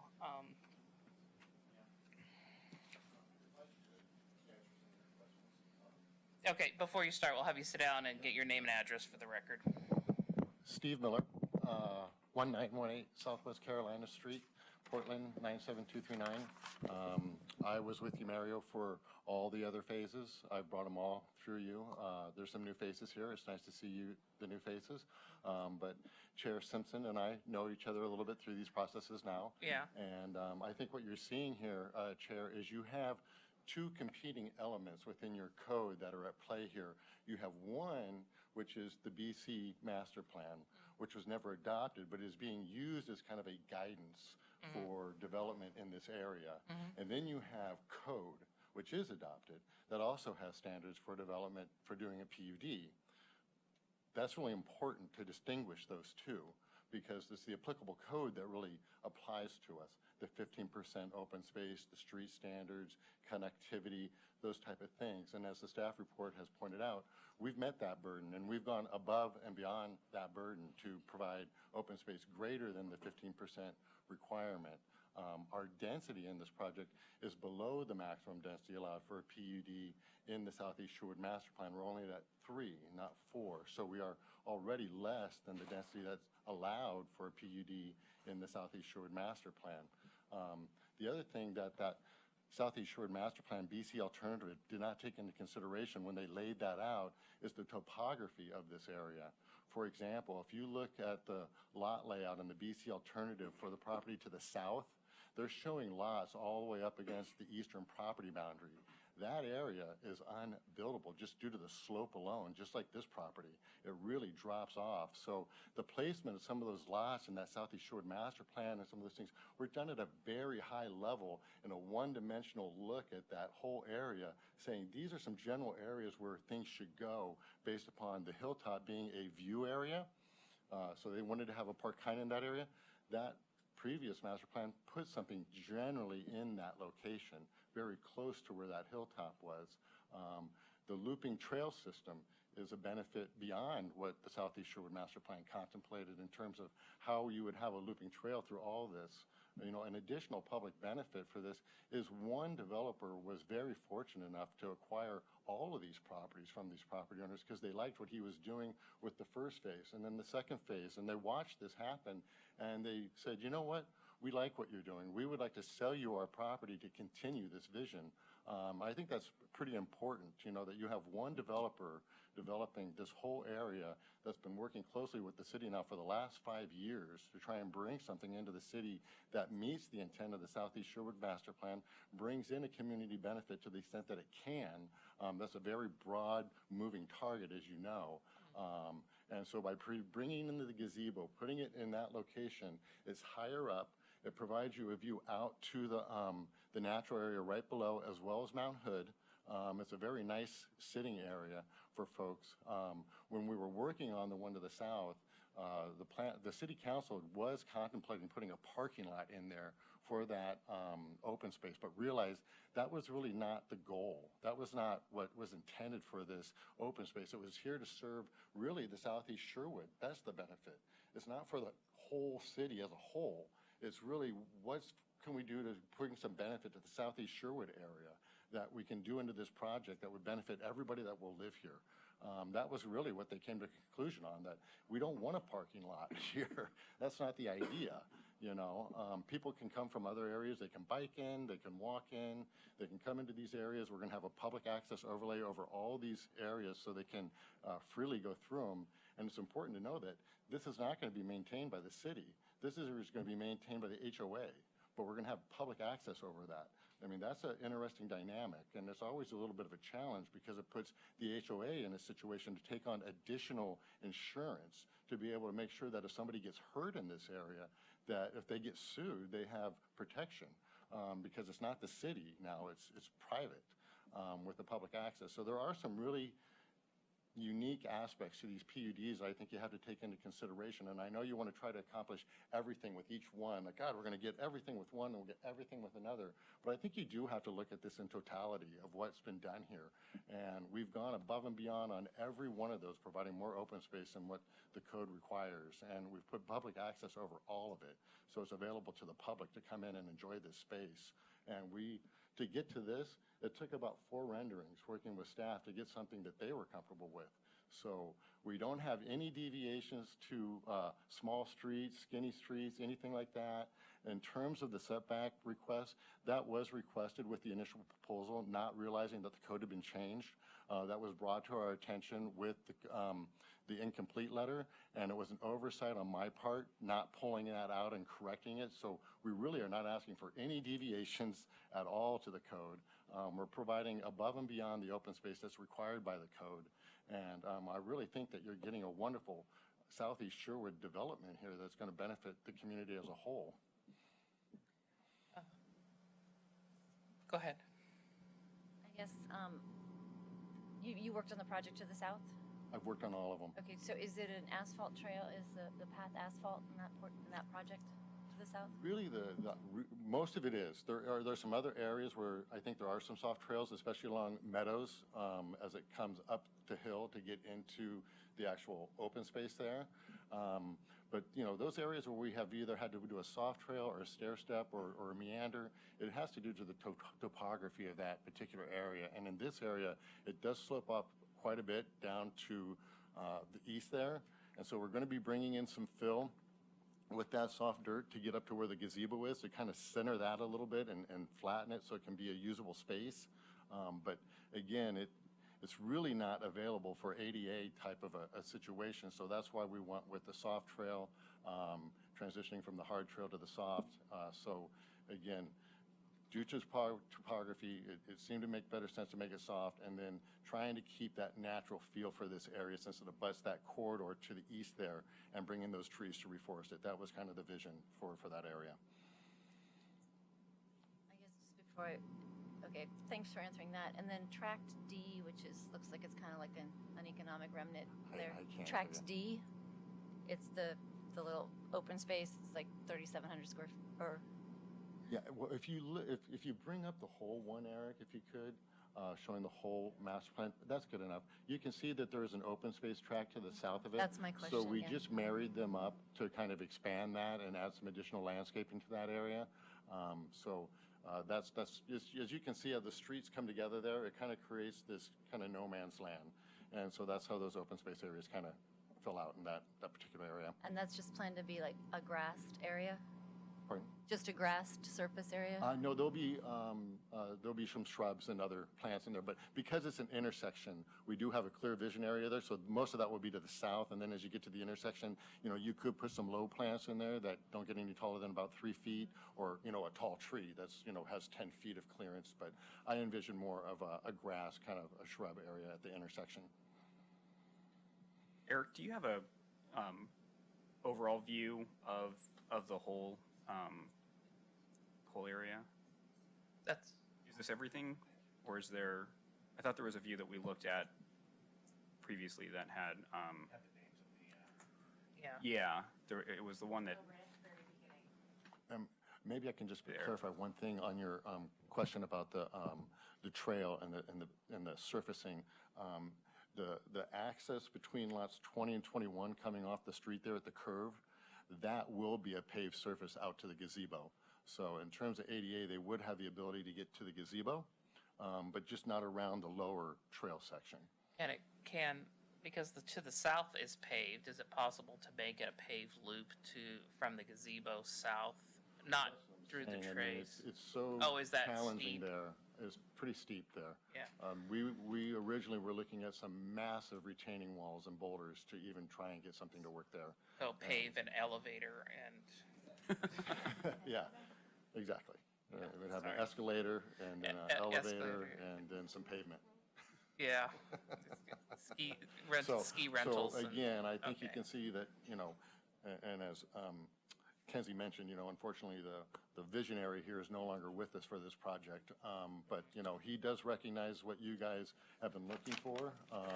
We've been through 5 renderings with you, and we finally tried to get one of these where it's like, we nailed it. We got everything they've looked for. We got the lot sizes right. We're not asking for any variances. We got their streets now. We don't have any alleys or anything. This is exactly what they want. So we're really hopeful we are close. And I think, it's a good way to wrap up the Southeast Sherwood Master Plan. It really does bring a nice looping trail to the area with various amenities throughout that trail, benches and signage and other types of open space in there, other type of gazebos in other areas of that whole area. So I know you're looking at it like one, but it really is a comprehensive development that is the Southeast Sherwood Master Plan.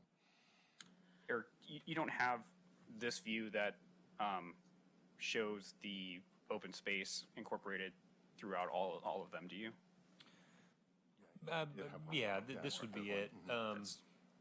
There's really not, these are all the, there's one other one down here, but basically, yeah, we'd get, public streets, sidewalks on both sides of the public streets, and then, yeah, it's kind of because we had to zoom all the way out, it's a lot, it'll just kind of look small, in this view, but yeah, this is everything. So Meadows is here, Denali Summit is here, and the proposal tonight is up here. Yep. Looking at this, in general, I do agree with Chair Simpson's concern about, and I understand the argument you're making about, from one perspective, this is in compliance with the Southeast Sherwood Master Plan. However, I don't go as far back as Gene on this as actually working on the Southeast Sherwood Master Plan, but I do remember from the beginning of these developments and a common or the continuing issue has been the lack of the central park meeting area. And so, when we look at this comprehensively, I do appreciate and see the connectivity and the trail network that the Sherwood, that Southeast Master Plan envisioned.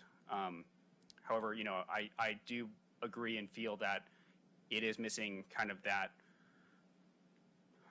and to me, it doesn't need to necessarily be central, but that focal potential gathering point of just a potentially larger area for recreation and whatnot. So, but at the same time, knowing from the prior hearings and everything, and I think this is a detriment to the process, understanding that the Southeast Master Plan was never adopted.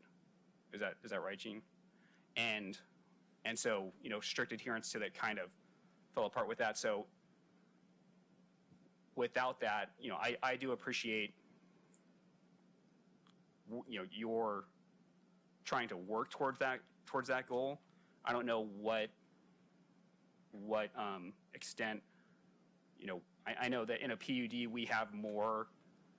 we as a planning commission have more ability to push for more community benefit. To me, I do feel around that gazebo area, if, as Gene has pointed out, this is above and beyond the lots that would typically be allowed in a PUD. If that area around the gazebo could increase, I think that would probably meet the concern that Chair Simpson is is talking about.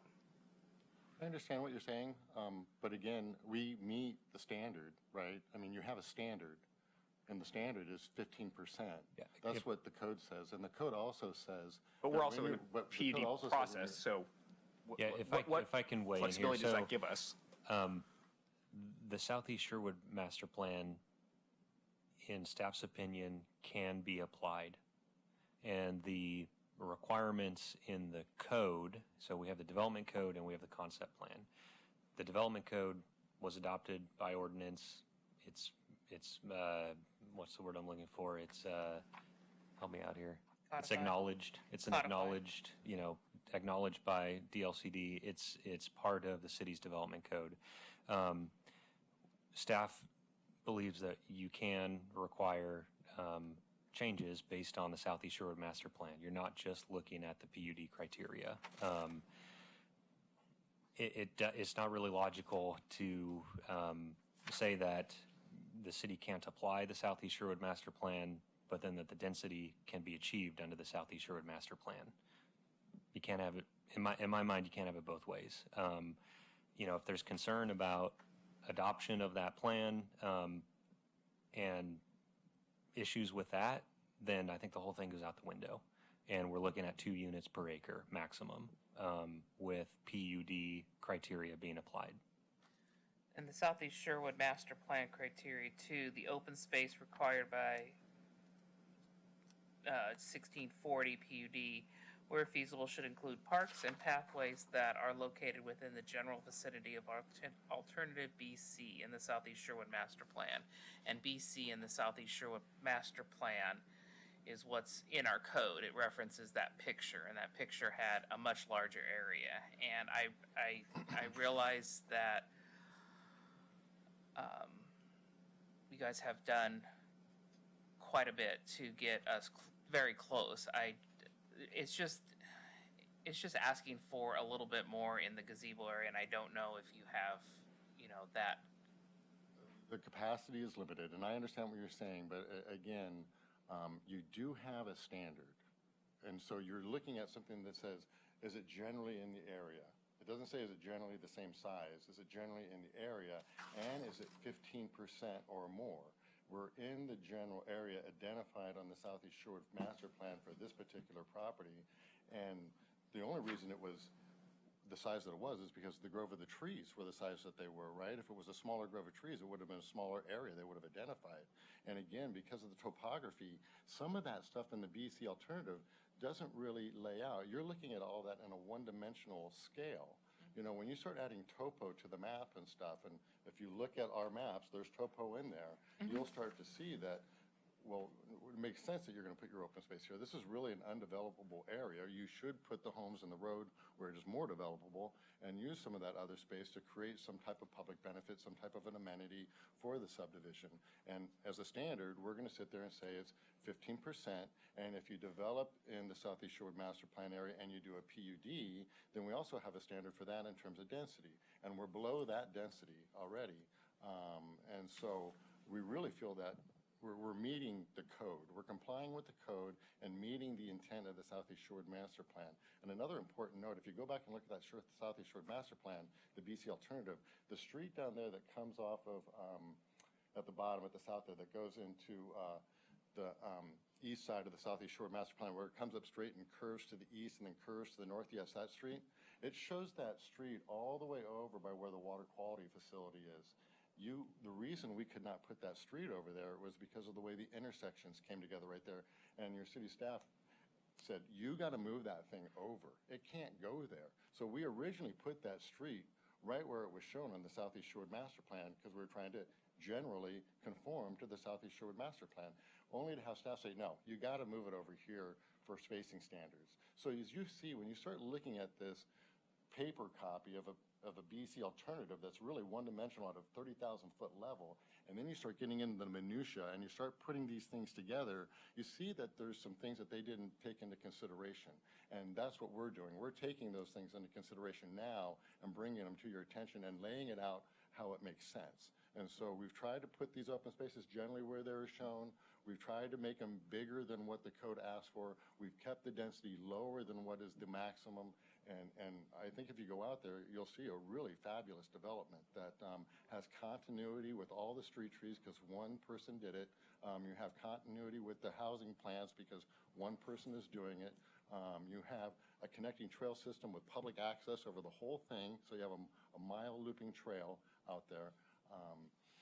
I'm struggling to see how we've not stepped up to come to you with a proposal that is really a wonderful project in my mind. So I don't think that any of us are saying any of those accomplishments or are trying to take away from any of those accomplishments.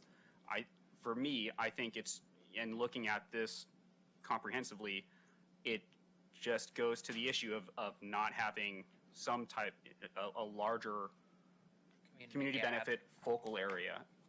And each time through this process, that as part of this commission, it always seemed like that larger area was coming, or was going to be in the next one or the next one, and now we're kind of here at the end, and it's still absent. So I'm sorry that you had that belief that that something fabulous was going to show up at the end. We're developing to your code standards. I think that's really important.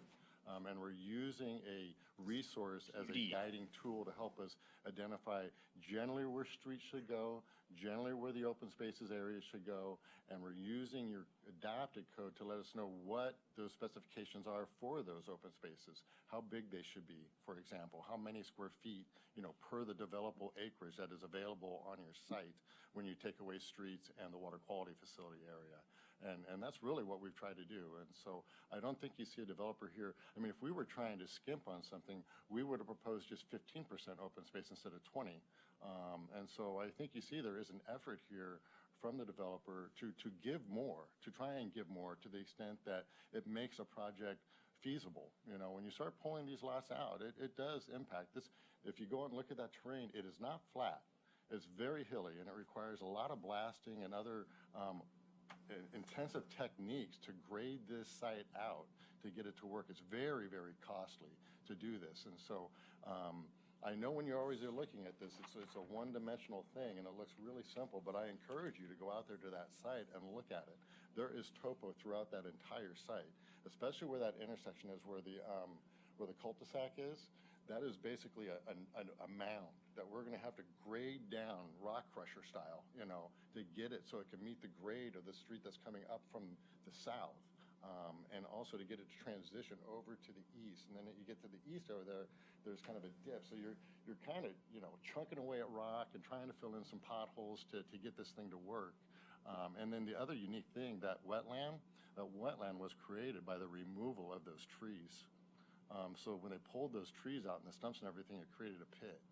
And then over time, it rained in that pit and created soils that were essentially deemed to be wetland soils. So, that's kind of unique in and of itself. We'd rather have the tree, right? Now we're stuck with a pit that we got to fill in and get, state buy-off on. So there's a lot of challenges here, and I think you've got a project that really addresses most of those to the extent that we can. Okay, and one more question. On the grading and erosion control plan, which is your sheet 5 of 14, I just want to understand, because it shows where the lots are lined out and the path then would be going behind it. Are you leveling 5 to 4? The 5 to 14, is that the before, and is there an after version that shows a path that's going to be on flat ground? So you're talking about lots 1 through 12? No, I'm looking at the east side of it. I wish I could point at it. Okay, so you're looking at this side over here? Right.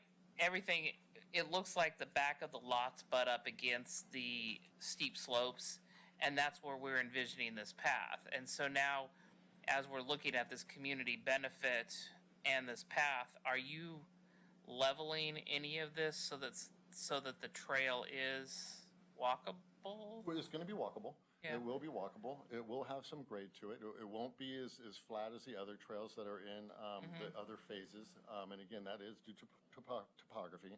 But if you look at the east edge of that grading plan, you can see there's a retaining wall in there. And that is to try and help with that grade, to try and level it out a little bit so that path, is not falling off a hill. But you will have climb to that. So it will be a trail that is walkable, but it won't be flat. It'll gradually go up that hill and work its way Right, up to the gazebo where it will plateau at that point. I've been on Curry, and I know that, they have the big sign that says road to be continued, and you look at it and go, it's continued down there. Well, we were that one road before he acquired this property was going to be stubbed about 20, 30 feet short of the property line so we could, not put a monster retaining wall in there. And then fortunately, Tim was able to acquire this property, Right. and we're able to fix that right Right, now, and so which you're is fantastic. gonna create a ramp down into the to this project from Curry going down. There's a hill. Yeah. Down around the corner. Yeah, I know that. So I understand that you're going downhill, but then the path itself is going down a cliff this way, correct? Is that Right, but that's what the retaining wall is for, at the edge there of the eastern property line. This right here is a retaining wall. Uh-huh. And so those lines that we see that are gradient lines that's going to be leveled out then. It'll be flatter. It's gonna come off those lots and kind of plateau a little bit so that trail can kind of come up with the contour of those lines, and then it's gonna drop down to the wall. Okay. So that helped. And I know you've brought in a project that in most senses of the world is a nice project, and I know that you're trying to reap your benefit by building the number of houses that you are in here, and I am just asking if making the gazebo area larger is even an option to help facilitate a gathering spot for your community. And so I just leave it at that. We're only making a recommendation to City Council, and City Council will probably have their own questions and I comments. appreciate the conversation. I really wanted to just, come and share that background with you and how we got here. I was the planner up until 3 months ago on the project, and so that's why I have joined the Roth family to come here today to just kind of bring that context to you. I know you have that, but for some of the folks that weren't here, to just kind of share that background. But I do think, this is a great project. If you look at lots 13 through 20, we've made them as small as possible so we could get as much space back there as we could. They're all the way down to 10,000 square feet. I really can't squeeze 21 much more because I already got to get back onto that lot towards the top of it to get a buildable envelope for the home back there because it's so skinny in the front. And so I've really pinched these lots down to the maximum that I can and still get a buildable lot. What's the distance between 20 and 21? Pardon? What's the space distance between 20 and 21, the path? Oh, gosh. Well, as you look at the bottom, it's 17.1 feet at the street. Oh, Zoom. What a wonderful feature. Thank you. And it Now it enhanced. widens from there. I can't remember the distance at the top there. And is it going to have signage at this end that says public access to gazebo or something? Is there signage available at that area? So, We're more than happy to add it. I can't recall off the top of my head on our signage plan if we have one there or not, but if that's something that would be beneficial, we're happy to add an additional sign there. yeah, just to clarify that this is access to the public area, the viewing area. Public viewing area. I'll tell you why I went on Curry was I wanted to get a picture of Mount Hood when the sunrise or the sunset was going down. It was lit up pink and it was just absolutely gorgeous. And my husband and I were out driving and I said, hey, I know there's a viewing area over here. Let's go to this public access point. There's a lot of construction going on over there right now. So really wasn't a place for, us to be wandering around. I didn't want. It's a little premature. It's coming. I'm excited. I'm an excitable person, and when I had my camera out and I was ready to go digital and get the picture of that. And So appreciate that. I do understand, I appreciate your topography. I've seen it before. We've seen it when we've done the other projects.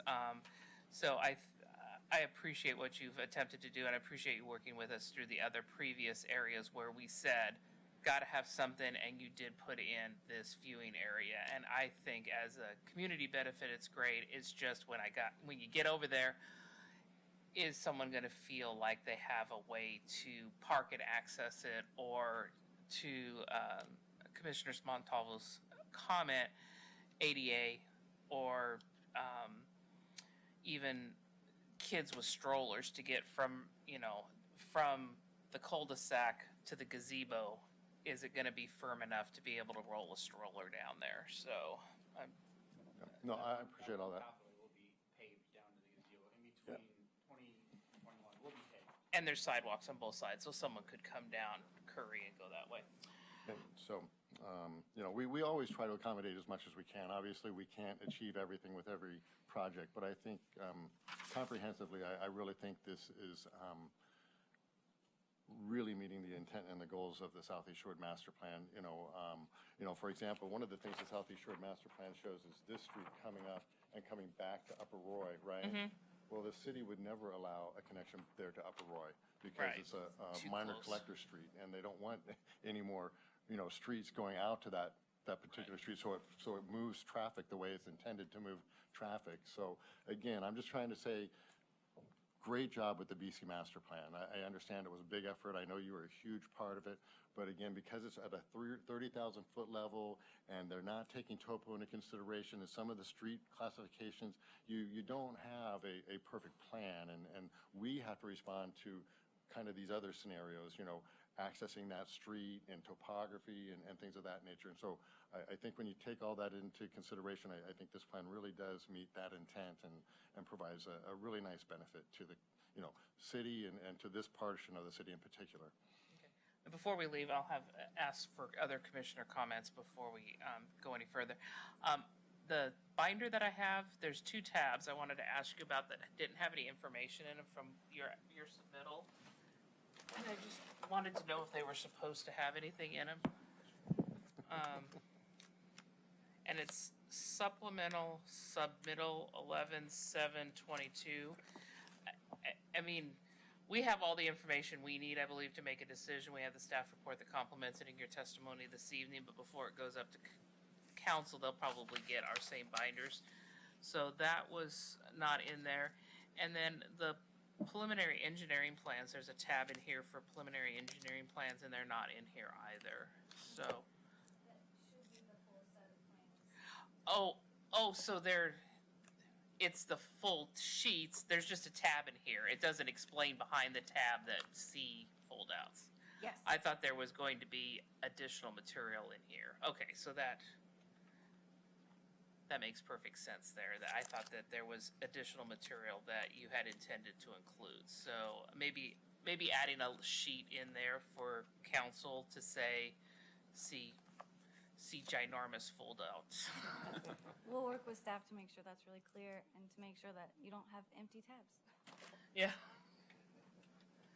Okay, does anybody else have any other questions for the applicant? Yeah, I'm not sure if this question is be for you or maybe for Eric, but where the trail comes into Murdoch, are you doing a part of this improvements on Murdoch? I'm sorry, what was that? Where the trail comes in, so you're doing the improvements on Murdoch there. Will there be parking there Along where Murdoch? the trail comes into Murdoch? Are you saying parking on the cul-de-sac? No, on the street, on Murdoch. On Murdoch? No, there's no parking on Okay, Murdoch. thank you.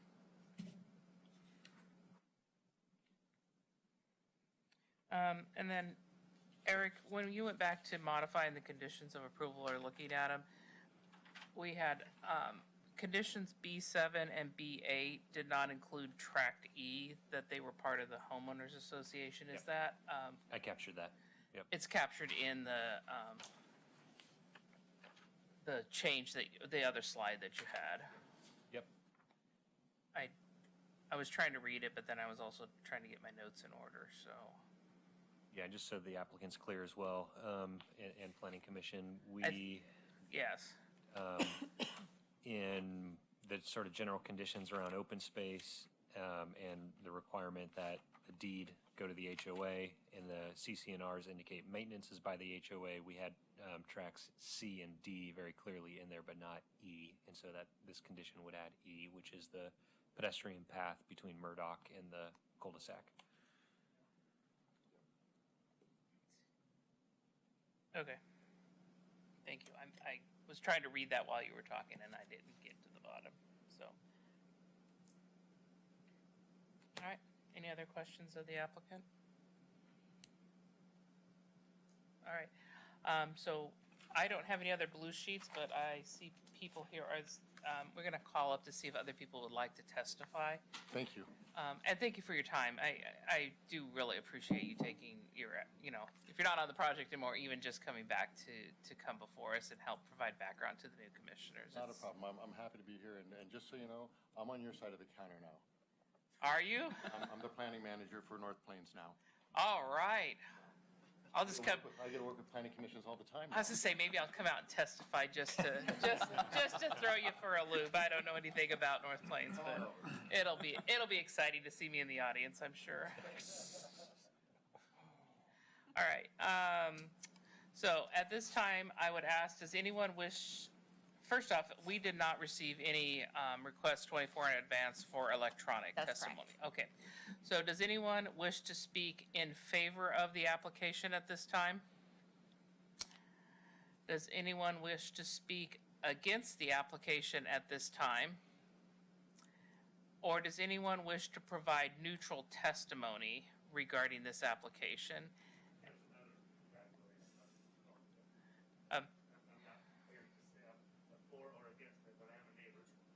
Then you are neutral. And you can just say your name and address for the record. My name is Chris Corrado. Address is 14331 Southwest Fair Oaks Drive, Sherwood, 97140. Oh, thanks, Eric. That's exactly what I hoped you might pull up. Appreciate that. All right. So my question in general has to do with if there's any plan for or anticipation or what is there like a perimeter, containment plan for the entire site? Often you see developments go in neighborhoods or public areas, and they have a perimeter fence that's concrete or wood or whatever. It's a consistent fence versus having everybody throw up a different shingle and have it look like it would look like. Because what we have in our property, so our property is on this map up here, 10 and 9, which are the right two properties above. Okay. Boom and boom, yeah. So our property line there runs the entire, we're neighbors with right. Green space. And now we're talking about a public path, right? And access to the general public. And I love the idea of a gazebo and a place for people to go. It's virtually in our backyard. And so I'm just curious what is anticipated, if anything, for containment of the site. Okay, and so you own lot 9 and 10. Is there a fence existing there now? There is an old wire fence that was along the road, that was the old farm road that was there. Okay. Along that easement. Okay. And I can't answer that. I know. I'm supposed to address it to you. Yes, and so we will get staff Okay. and applicant to provide input on how the fencing would occur to your property to the north. All right. So I'm sorry.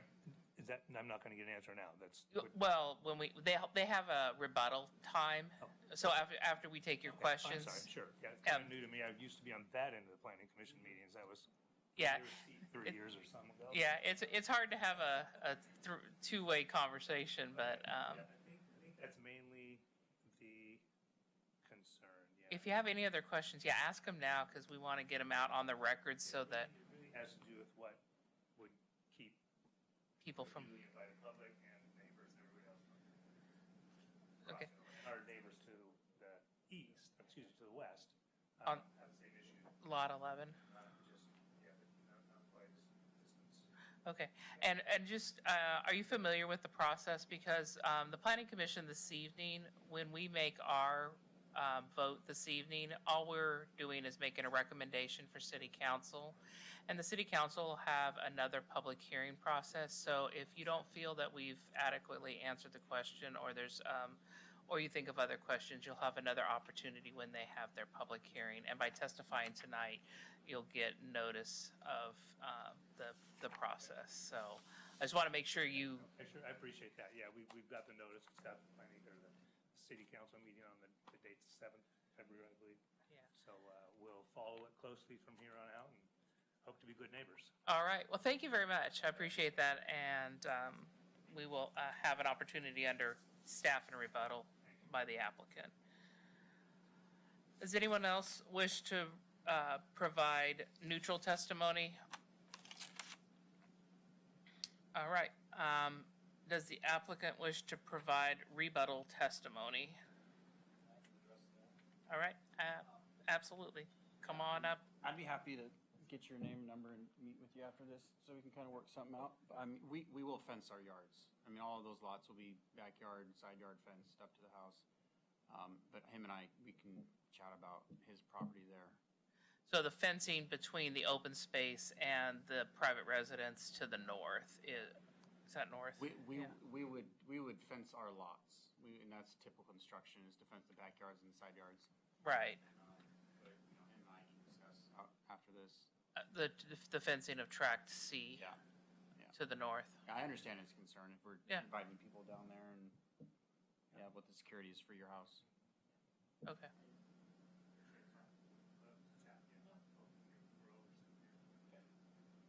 All right. Any other rebuttal questions or comments? All right.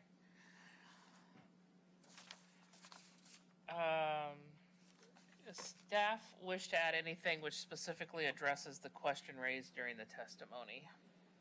Is there a condition or within our code that provides the fencing and buffering as a condition that can be applied to this application appropriately? Do you want to look at that? So we have a lot of. And we have been at it for 2 hours, so before we do that, would it be possible to do a 6-minute break? Of course. Just to stretch a little bit? Stretch a little bit and sure. allow staff to ensure that we are adequately addressing the questions Of course. asked during testimony.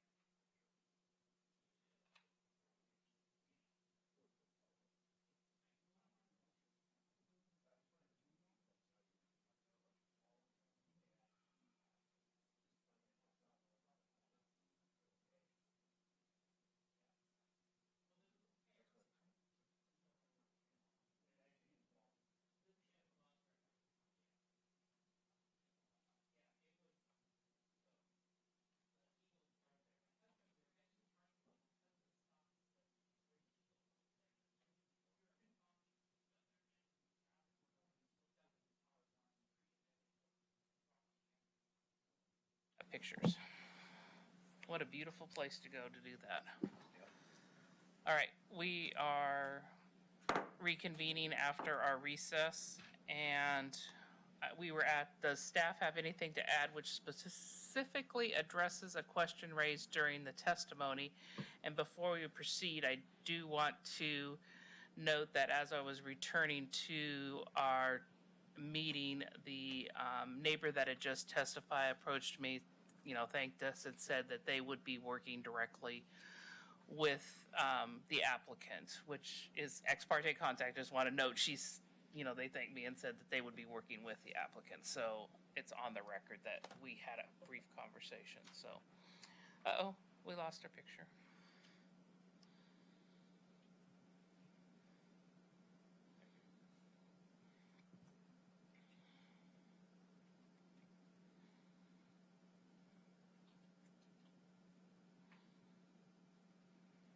I actually think it's the connection on the floor.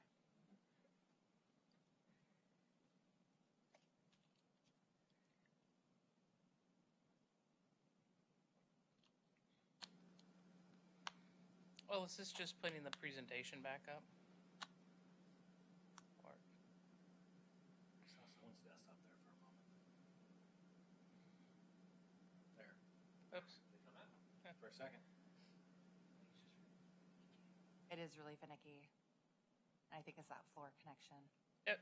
There we see your desktop right now. Oh, interesting. Then maybe it's just per mark. Someone's desktop anyway.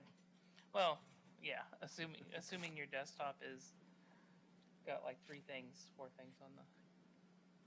Yeah, I see a different script. Have this other screen.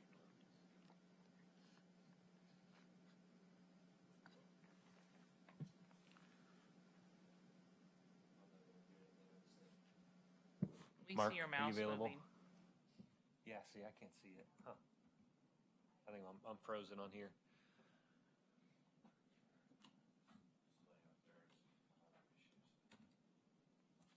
No, We were not now. Not I'm this. back, but nothing there now. Nothing there now. Have you tried turning it on and off again? What our IT. That's the IT. Yep. It's back. Now we see something. I can't move, so I'm staying here.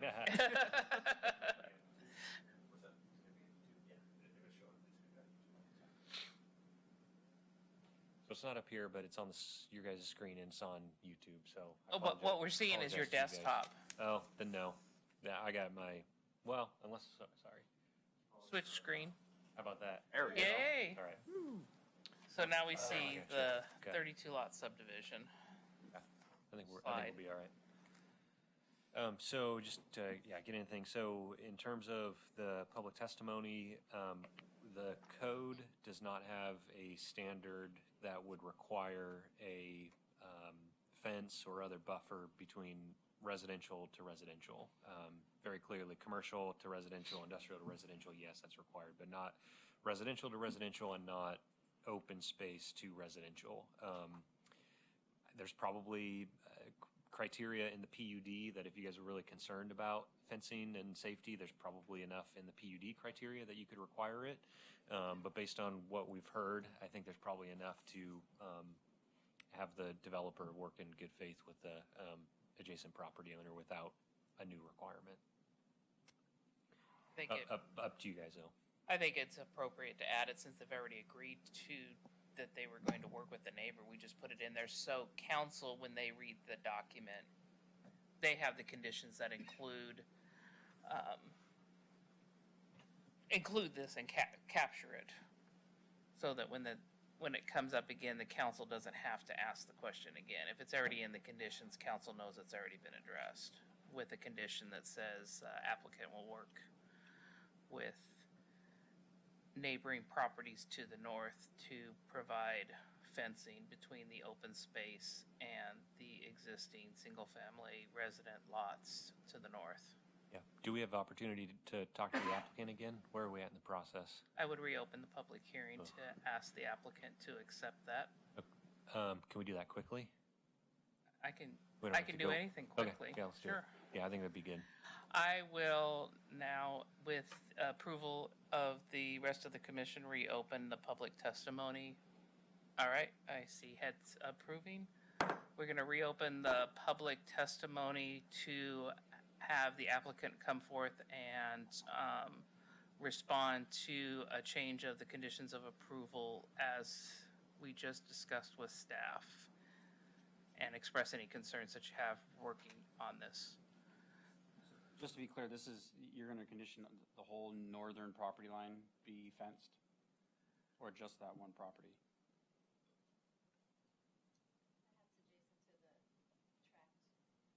See, but there is open space, technically there's open space path that goes all the way across pretty much. It's lot 10, that's pretty much all open space. That would be to condition all of it. Because that's the path. Where's the? Because you're creating a pathway that would provide access to. Someone could easily walk from the pedestrian path to those single-family residents in the back, and working with the neighbors to the north to ensure fencing exists across the north side of the property. There is a 10-foot easement on the northern property line for an old farmer back here. Yeah, so that's we didn't really get into it. It's in the staff report, but can you guys see the screen here? Yes. Okay. I apologize. You guys can't see it. Mark, we can't see the screen up on the conference screen up here. I don't know if you can fix that, Mark, but we can't see it. There is a easement for vehicle.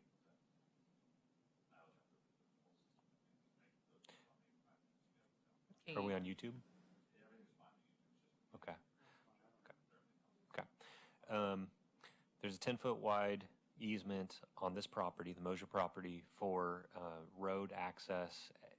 It's a really old deed. It's really hard to tell all the details. My guess would be that it's for some property over here or down over here. It's 10 feet on both sides. There is a condition that the applicant and developer, subsequent owners, don't restrict this area for, basically because the easement is still there. The options in the condition are either to extinguish the easement, remove it, and then do whatever you want, or stay out of it. And basically they don't have the right to obstruct it per that deed. And so there's a condition to leave it unobstructed, and so fencing would be an issue. Having it on the south side of the easement, so within the 10 feet here, I think it'd be fine in this area here. It'd be a little concerned in this area where you're going to create, a corridor where it's kind of like a tunnel effect that we probably don't want in this pinch point right here. That's a tough one. I'd be curious to know if there's going to be retaining walls in here, and if there are, it'd be kind of difficult to, just the terrain in general is going to be difficult for people to traverse it with the slope. It's not impossible, but I think it'd be pretty difficult to have someone go from this area into these properties based on the topography. But I don't know if the engineer can talk about slope and, what is possible for access between these properties. Oh, I see. Sorry, so it'd be between track C and the properties to the north. This is 242 feet to 280 feet, so it's a 40-foot elevation change, depending on how they grade it. Yeah, we're more than happy to work with any of the property owners, so we just have to be able to do it legally. Yeah. And I don't know if it makes sense to do a condition. I'll work in good faith with those guys and make sure that their property is secure. And that's a good point. Because of the easement, the way it's located, you can't fence the common property boundary line. You got to go onto their property and fence it 10 feet inland to their property, right? So that way the easement is available. So when you look at our properties, for example, lots, the water quality facility, and lots 7 through 10 and the open space and whatnot, we're not fencing to the common property boundary line. We're going to bring our fences to the easement line there. This easement's not been used. It comes to the property that's actually down by the natural area down there. And because of the topography, he actually is accessing his property from that other street. I cannot remember the name of that street right now, but there is a house and a barn over there.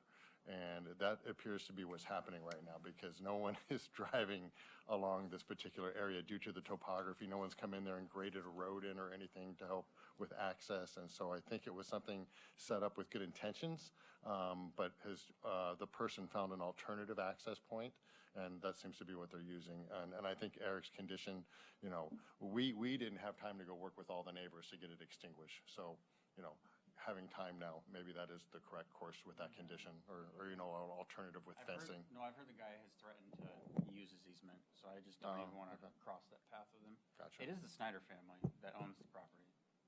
So at this point, I think we would be hard pressed to find a way to condition a fence on an easement. So Yeah, we can't do that. What I would recommend is to acknowledge it in the sort of summary of this meeting, and have, especially because the other owner is okay with that. It's always great if we can get an assurance, right? Because that's always best. But in this case, I think we'd be forcing it a little bit to get the assurance. And so I'd recommend we can make it very clear in the Planning Commission recommendation summary that the applicant has agreed to that. And it seems like the owner was okay with that as well. Okay.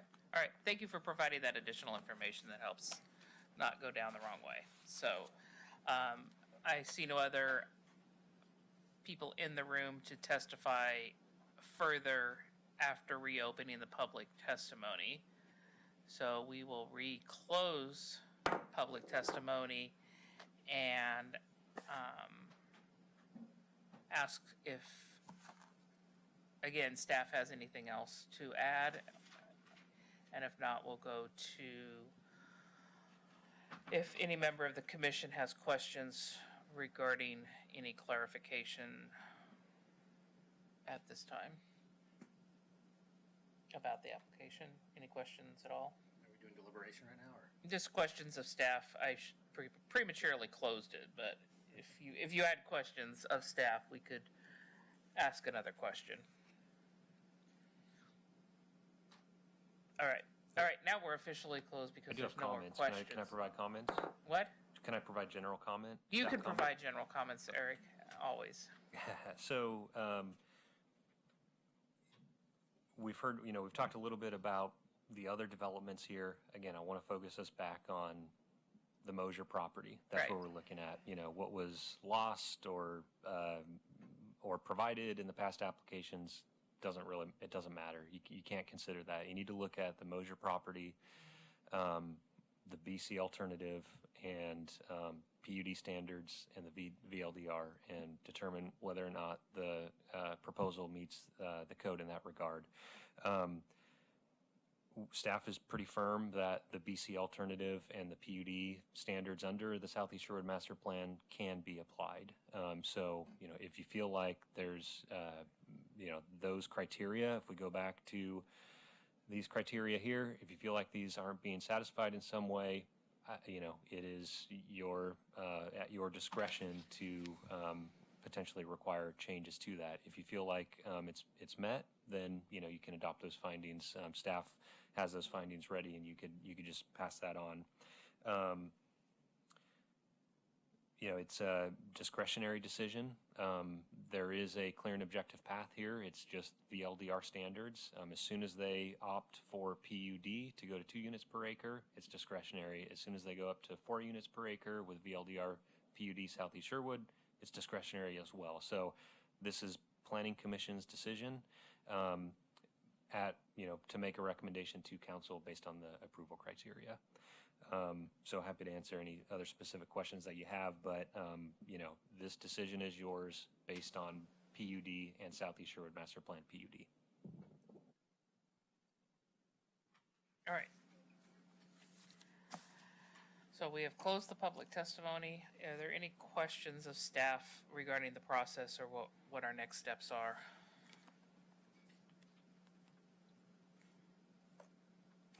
All right, so now we're in deliberation.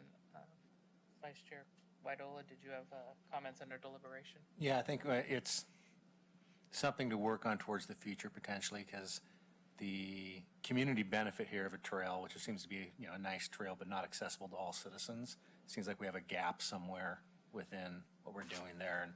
And I don't know if that's something we just want to note for City Council, that we considered that, but really don't have anything a tool to use or leverage to make a change there. Obviously, the applicants made their point on the topography of the land. So I just, it's one of those things I think we need to figure out a better way in the future so that we can have more accessible facilities to all citizens of Sherwood.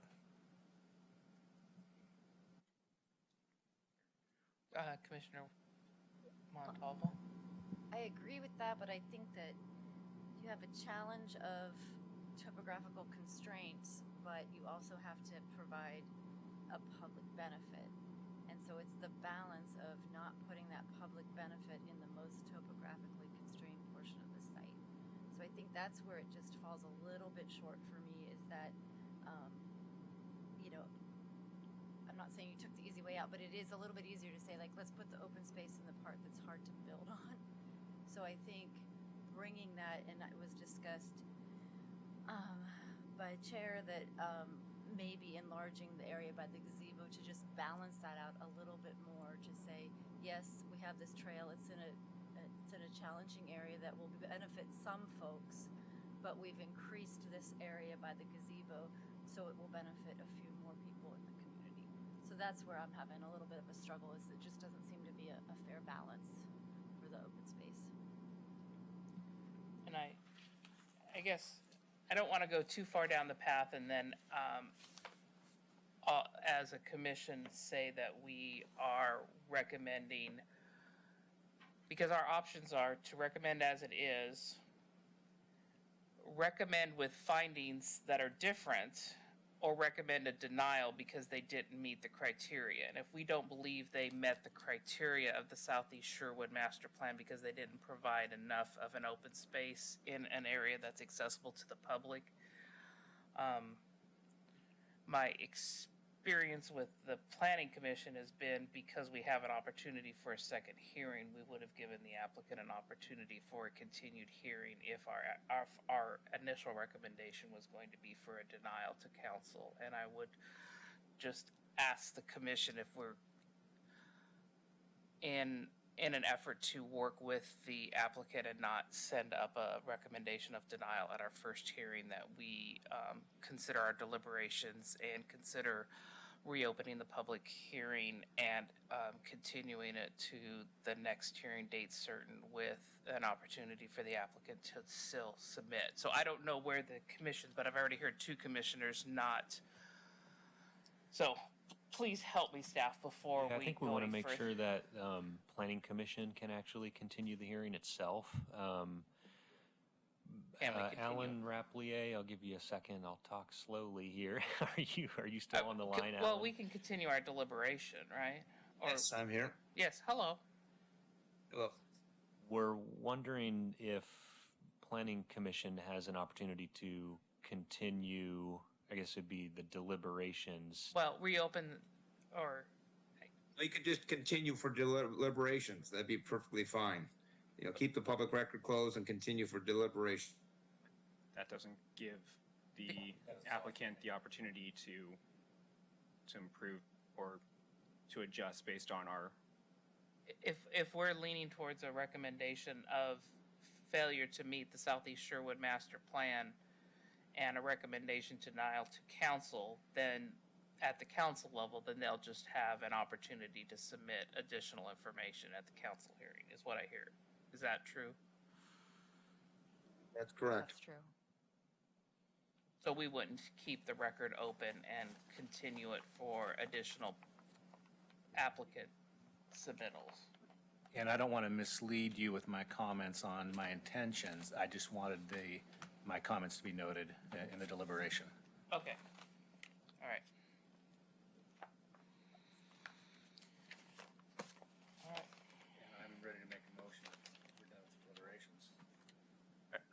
I would just like to say that if how this area developed, if it didn't have the Southeast Sherwood master plan for us to kind of hold up in comparison, I personally would think that all of this has developed in a really satisfying way, and find it would generally be really happy with it. And not to say that I'm not happy with it. It's just kind of going back to that lack of a community gathering area. But do we want to deny or approve with or without that? My understanding is that under the PUD, we have more of that discretion available to us. I don't think that takes away from this being, what is essentially a great proposal, but it's just how much do we want to recommend to City Council with it essentially not having that pretty significant part of what is the Sherwood Southeast Master Plan. In this area. In this area, yeah. The BC option has an area that's much significantly larger. Yeah. Understanding that it was in a 30,000 foot view. I mean, is there a way for, can the applicant toll the 120-day? No.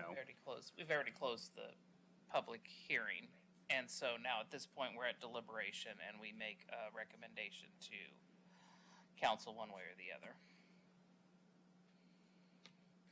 So I haven't actually seen the master plan. Do we have that?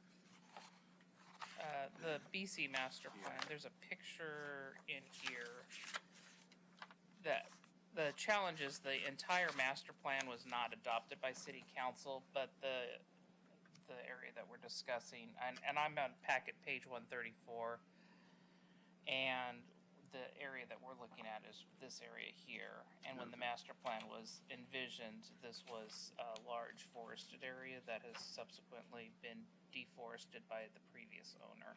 Gotcha. Okay.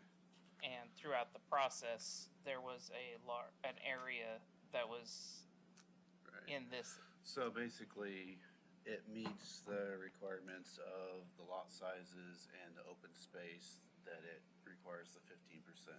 It's just on this particular plan here, it shows a larger open space that's. Well, there's three processes that and Eric will correct me if I'm wrong. I'm trying to. If they just came in with a regular application with they could put 12 houses on this, because it's 12 acres, it's zoned for 1 unit per acre. They would not have to provide any open space. They would not provide any amenities. They would just put 12 lots on 12 acres. Right. If they do the next level, it's a standard City of Sherwood PUD, and in the very low density, they can go up to 2 units per acre. So again, in that area, they would provide 24 houses and only 15% of the open space. Okay. With with just regular PUD requirements.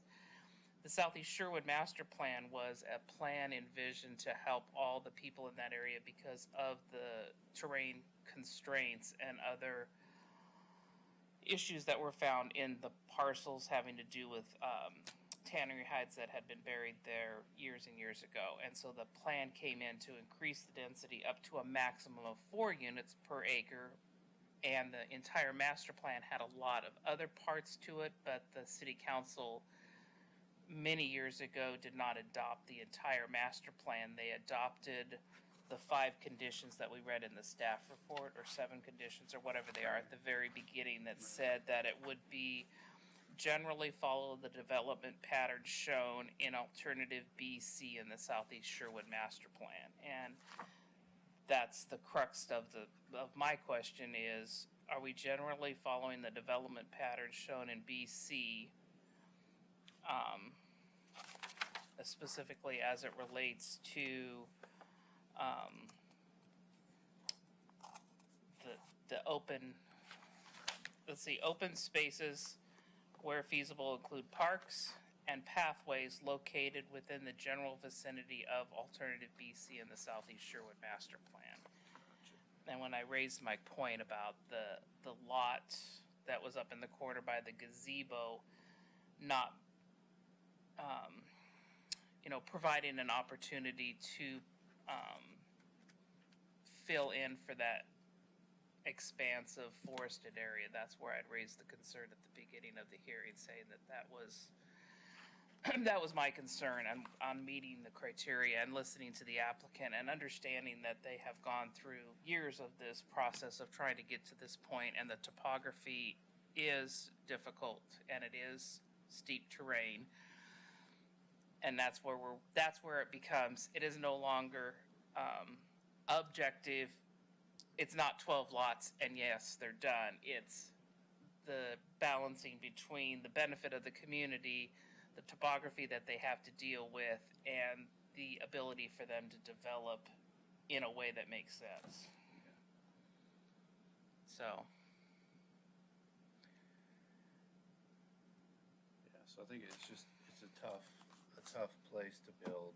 And from what I can tell, they've done an excellent job at putting it all together with something that's going to work there. Right. So, yeah, it's just a tough one. And that's where, as listening to the applicant and what they've gone through, I start leaning towards, they've done what they needed to do. They pulled back all the exceptions. They did not ask for reduced widths. They didn't ask for reduced setbacks. Not that they could anymore, but they pulled back and brought back an application that's pretty straightforward, and it's just a matter of that silly community need and never getting a park out of, and I guess I'm lacking in the knowledge of what the council's discussion was at the view area about not putting additional parking there because it's meant to be a community park for the residents in that area, not a regional draw park like Snarta Park would be. So I do have concern because it's only 52 feet wide streets in that area. It's going to be difficult parking to begin with. We're not going to have any parking at the corner, and someone wanting to access it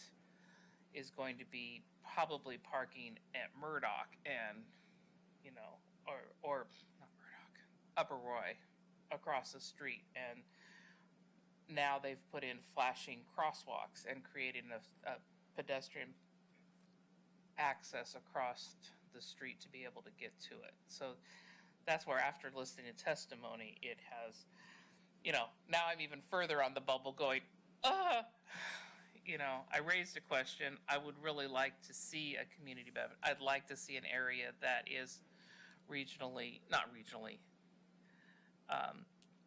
a gathering place large enough for the community to enjoy a benefit. And again, we're looking at, little line drawings and understanding, is that gazebo area, how many people are going to fit into it? Is it going to be something that, you're going to be standing on the edge of the cliff and 5 people are going to be off looking at it? Or are we going to be able to put 25 people out there milling about in a large grassy area? It's hard to put that in a... Is there going to be any large grass, out of what there is, my understanding, looking at the topo map, what we see, like on a flat piece of paper, it looks like there's a large area, but in reality, it's mostly going to be pretty steep hillside past the path. Is that correct? Yeah, and that's where, how big is it? These are 10,000 square foot lots. Yeah. So you're talking 5,000 square foot plus an area over here. So is that a gathering spot that we think we've provided the neighborhood a community benefit? I mean, personally, in that regard, I don't think it reaches that standard. For my own personal use, I'm excited about having additional areas that I can run through in Sherwood. but thinking in that kind of larger sense of it, I'm concerned that it's short of that standard. I wonder,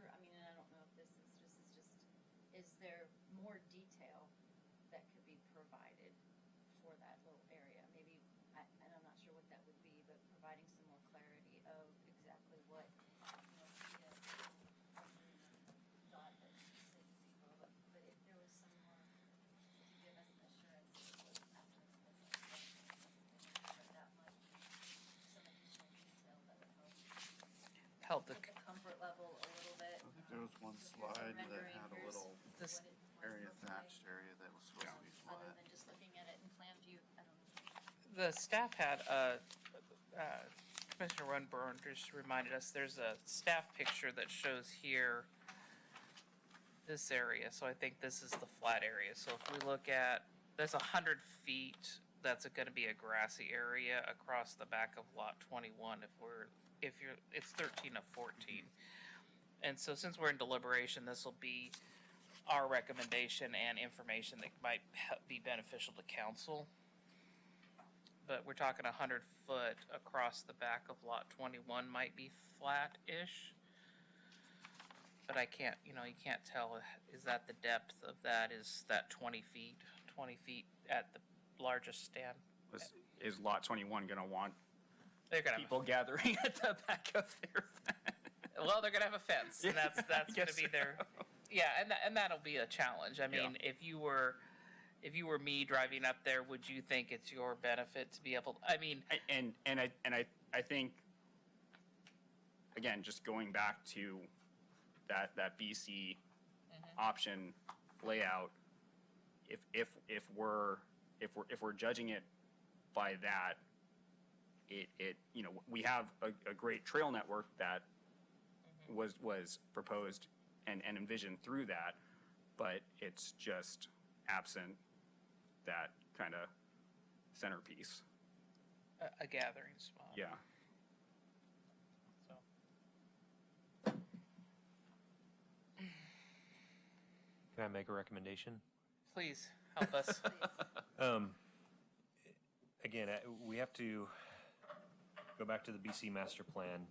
I think we have testimony in the record based on, acreage of what's in the BC alternative versus what's provided. I mean, that's clear.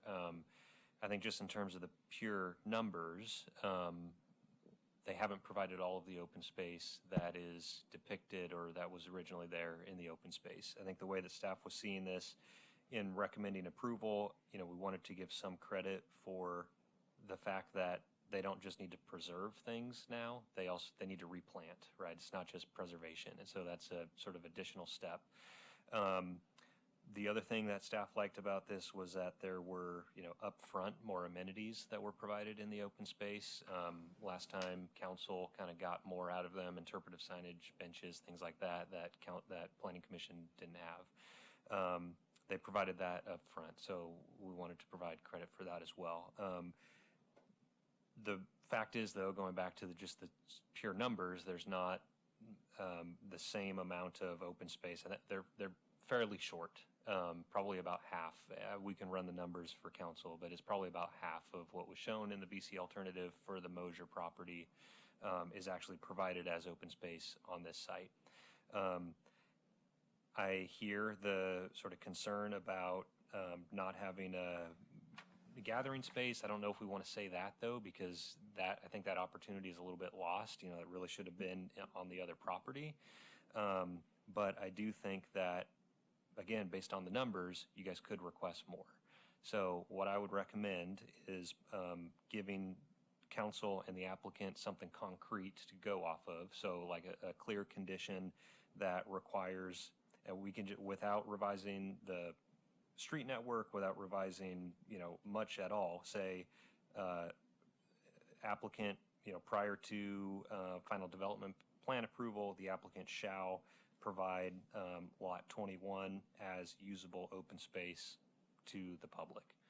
And I think the way I see this, it would provide a really nice sort of corner where, I think the concern, no one's really said it this way, but I think the concern is as you move through this public street, you're just going to see all houses, right? And then it's really hard to get back and really kind of open up that open space. And so if you were to convert lot 21 to open space, that would provide sort of a visual opening, into the open space and provide additional usable open space. So I think that would be a starting point for me. That's where I started with, and I don't know how we do it since we already closed it. And do we make a recommend? Yeah, you would just recommend. So we recommend approval of the application. Yes. with a condition that the applicant use lot 21 or Probably 21 makes the most sense. yeah, to create a community benefit that is represented in the Southeast Sherwood Master Plan option BC. Yeah, and I think so.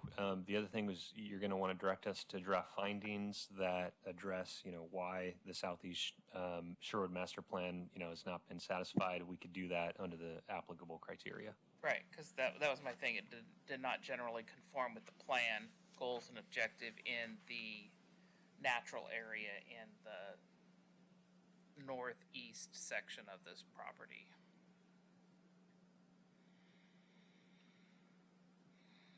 Yeah, so it'd be 16.12010 A 010A3, and I'll get this right, I'll clarify it, but A3 2, I would just say generally 16.12010 related to the Southeast Shore Master Plan to, adopt findings related to the amount of open space provided, and then pair that with the condition of approval. Okay. Hoping my vice chair captured. I'm working on it. So I sound a lot smarter when I say it the second time. Well, this one takes notes, so he's already far better than me. So. So this is 16.12010A3,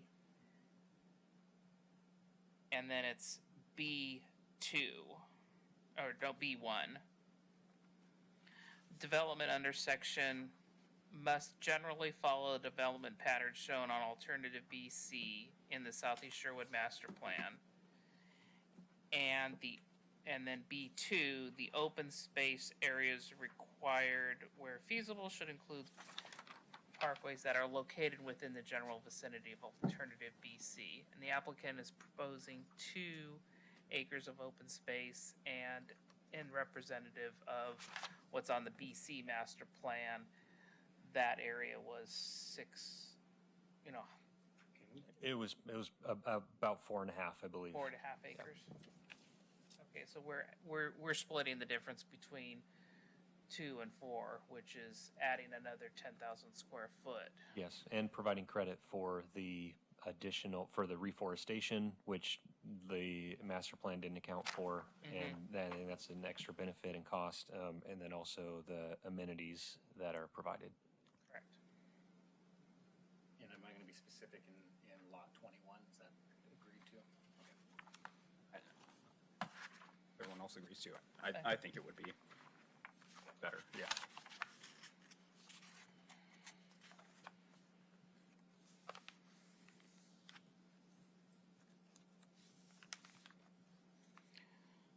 All right, I'll cobble this together.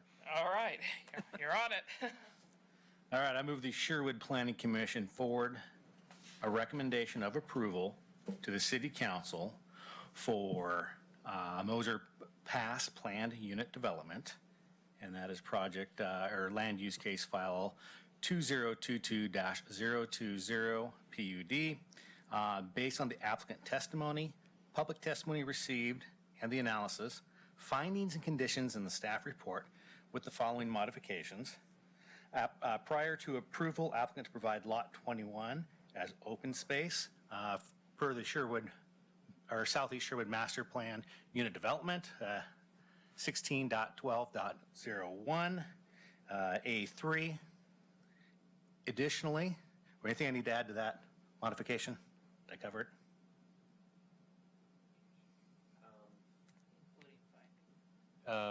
Yeah, I think you have enough there. It's basically a condition, and here's where the condition is falling under. Basically, I think we have enough, and with the record, I think we have enough. Yeah. And then also acknowledging the applicant has agreed to work with the neighbor to the north regarding fencing. I second. All right, it's been moved and seconded that we recommend approval on Moser Pass LU 2022-020 SUB PUD with the conditions of approval as amended. Any further discussion before we take the vote? All in favor say aye. Aye. Opposed? Motion carries. So that's a recommendation to City Council. Thank you.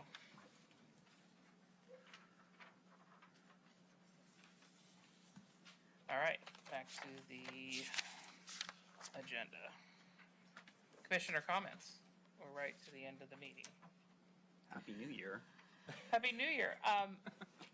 So our packets this evening need to be left for the council, correct? That is This correct. part, the Moser Pass. The not The other one. So we don't need to leave we don't need to leave the staff report part of it because the staff We'll you'll update that portion. We'll update that, but I personally pulled out some stuff, so if we could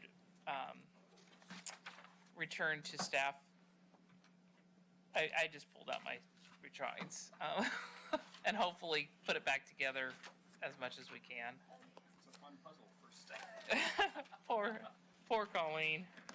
Or is it going to be Eric? No. Well, yeah. It'll team effort. It'll be a tag team. All right.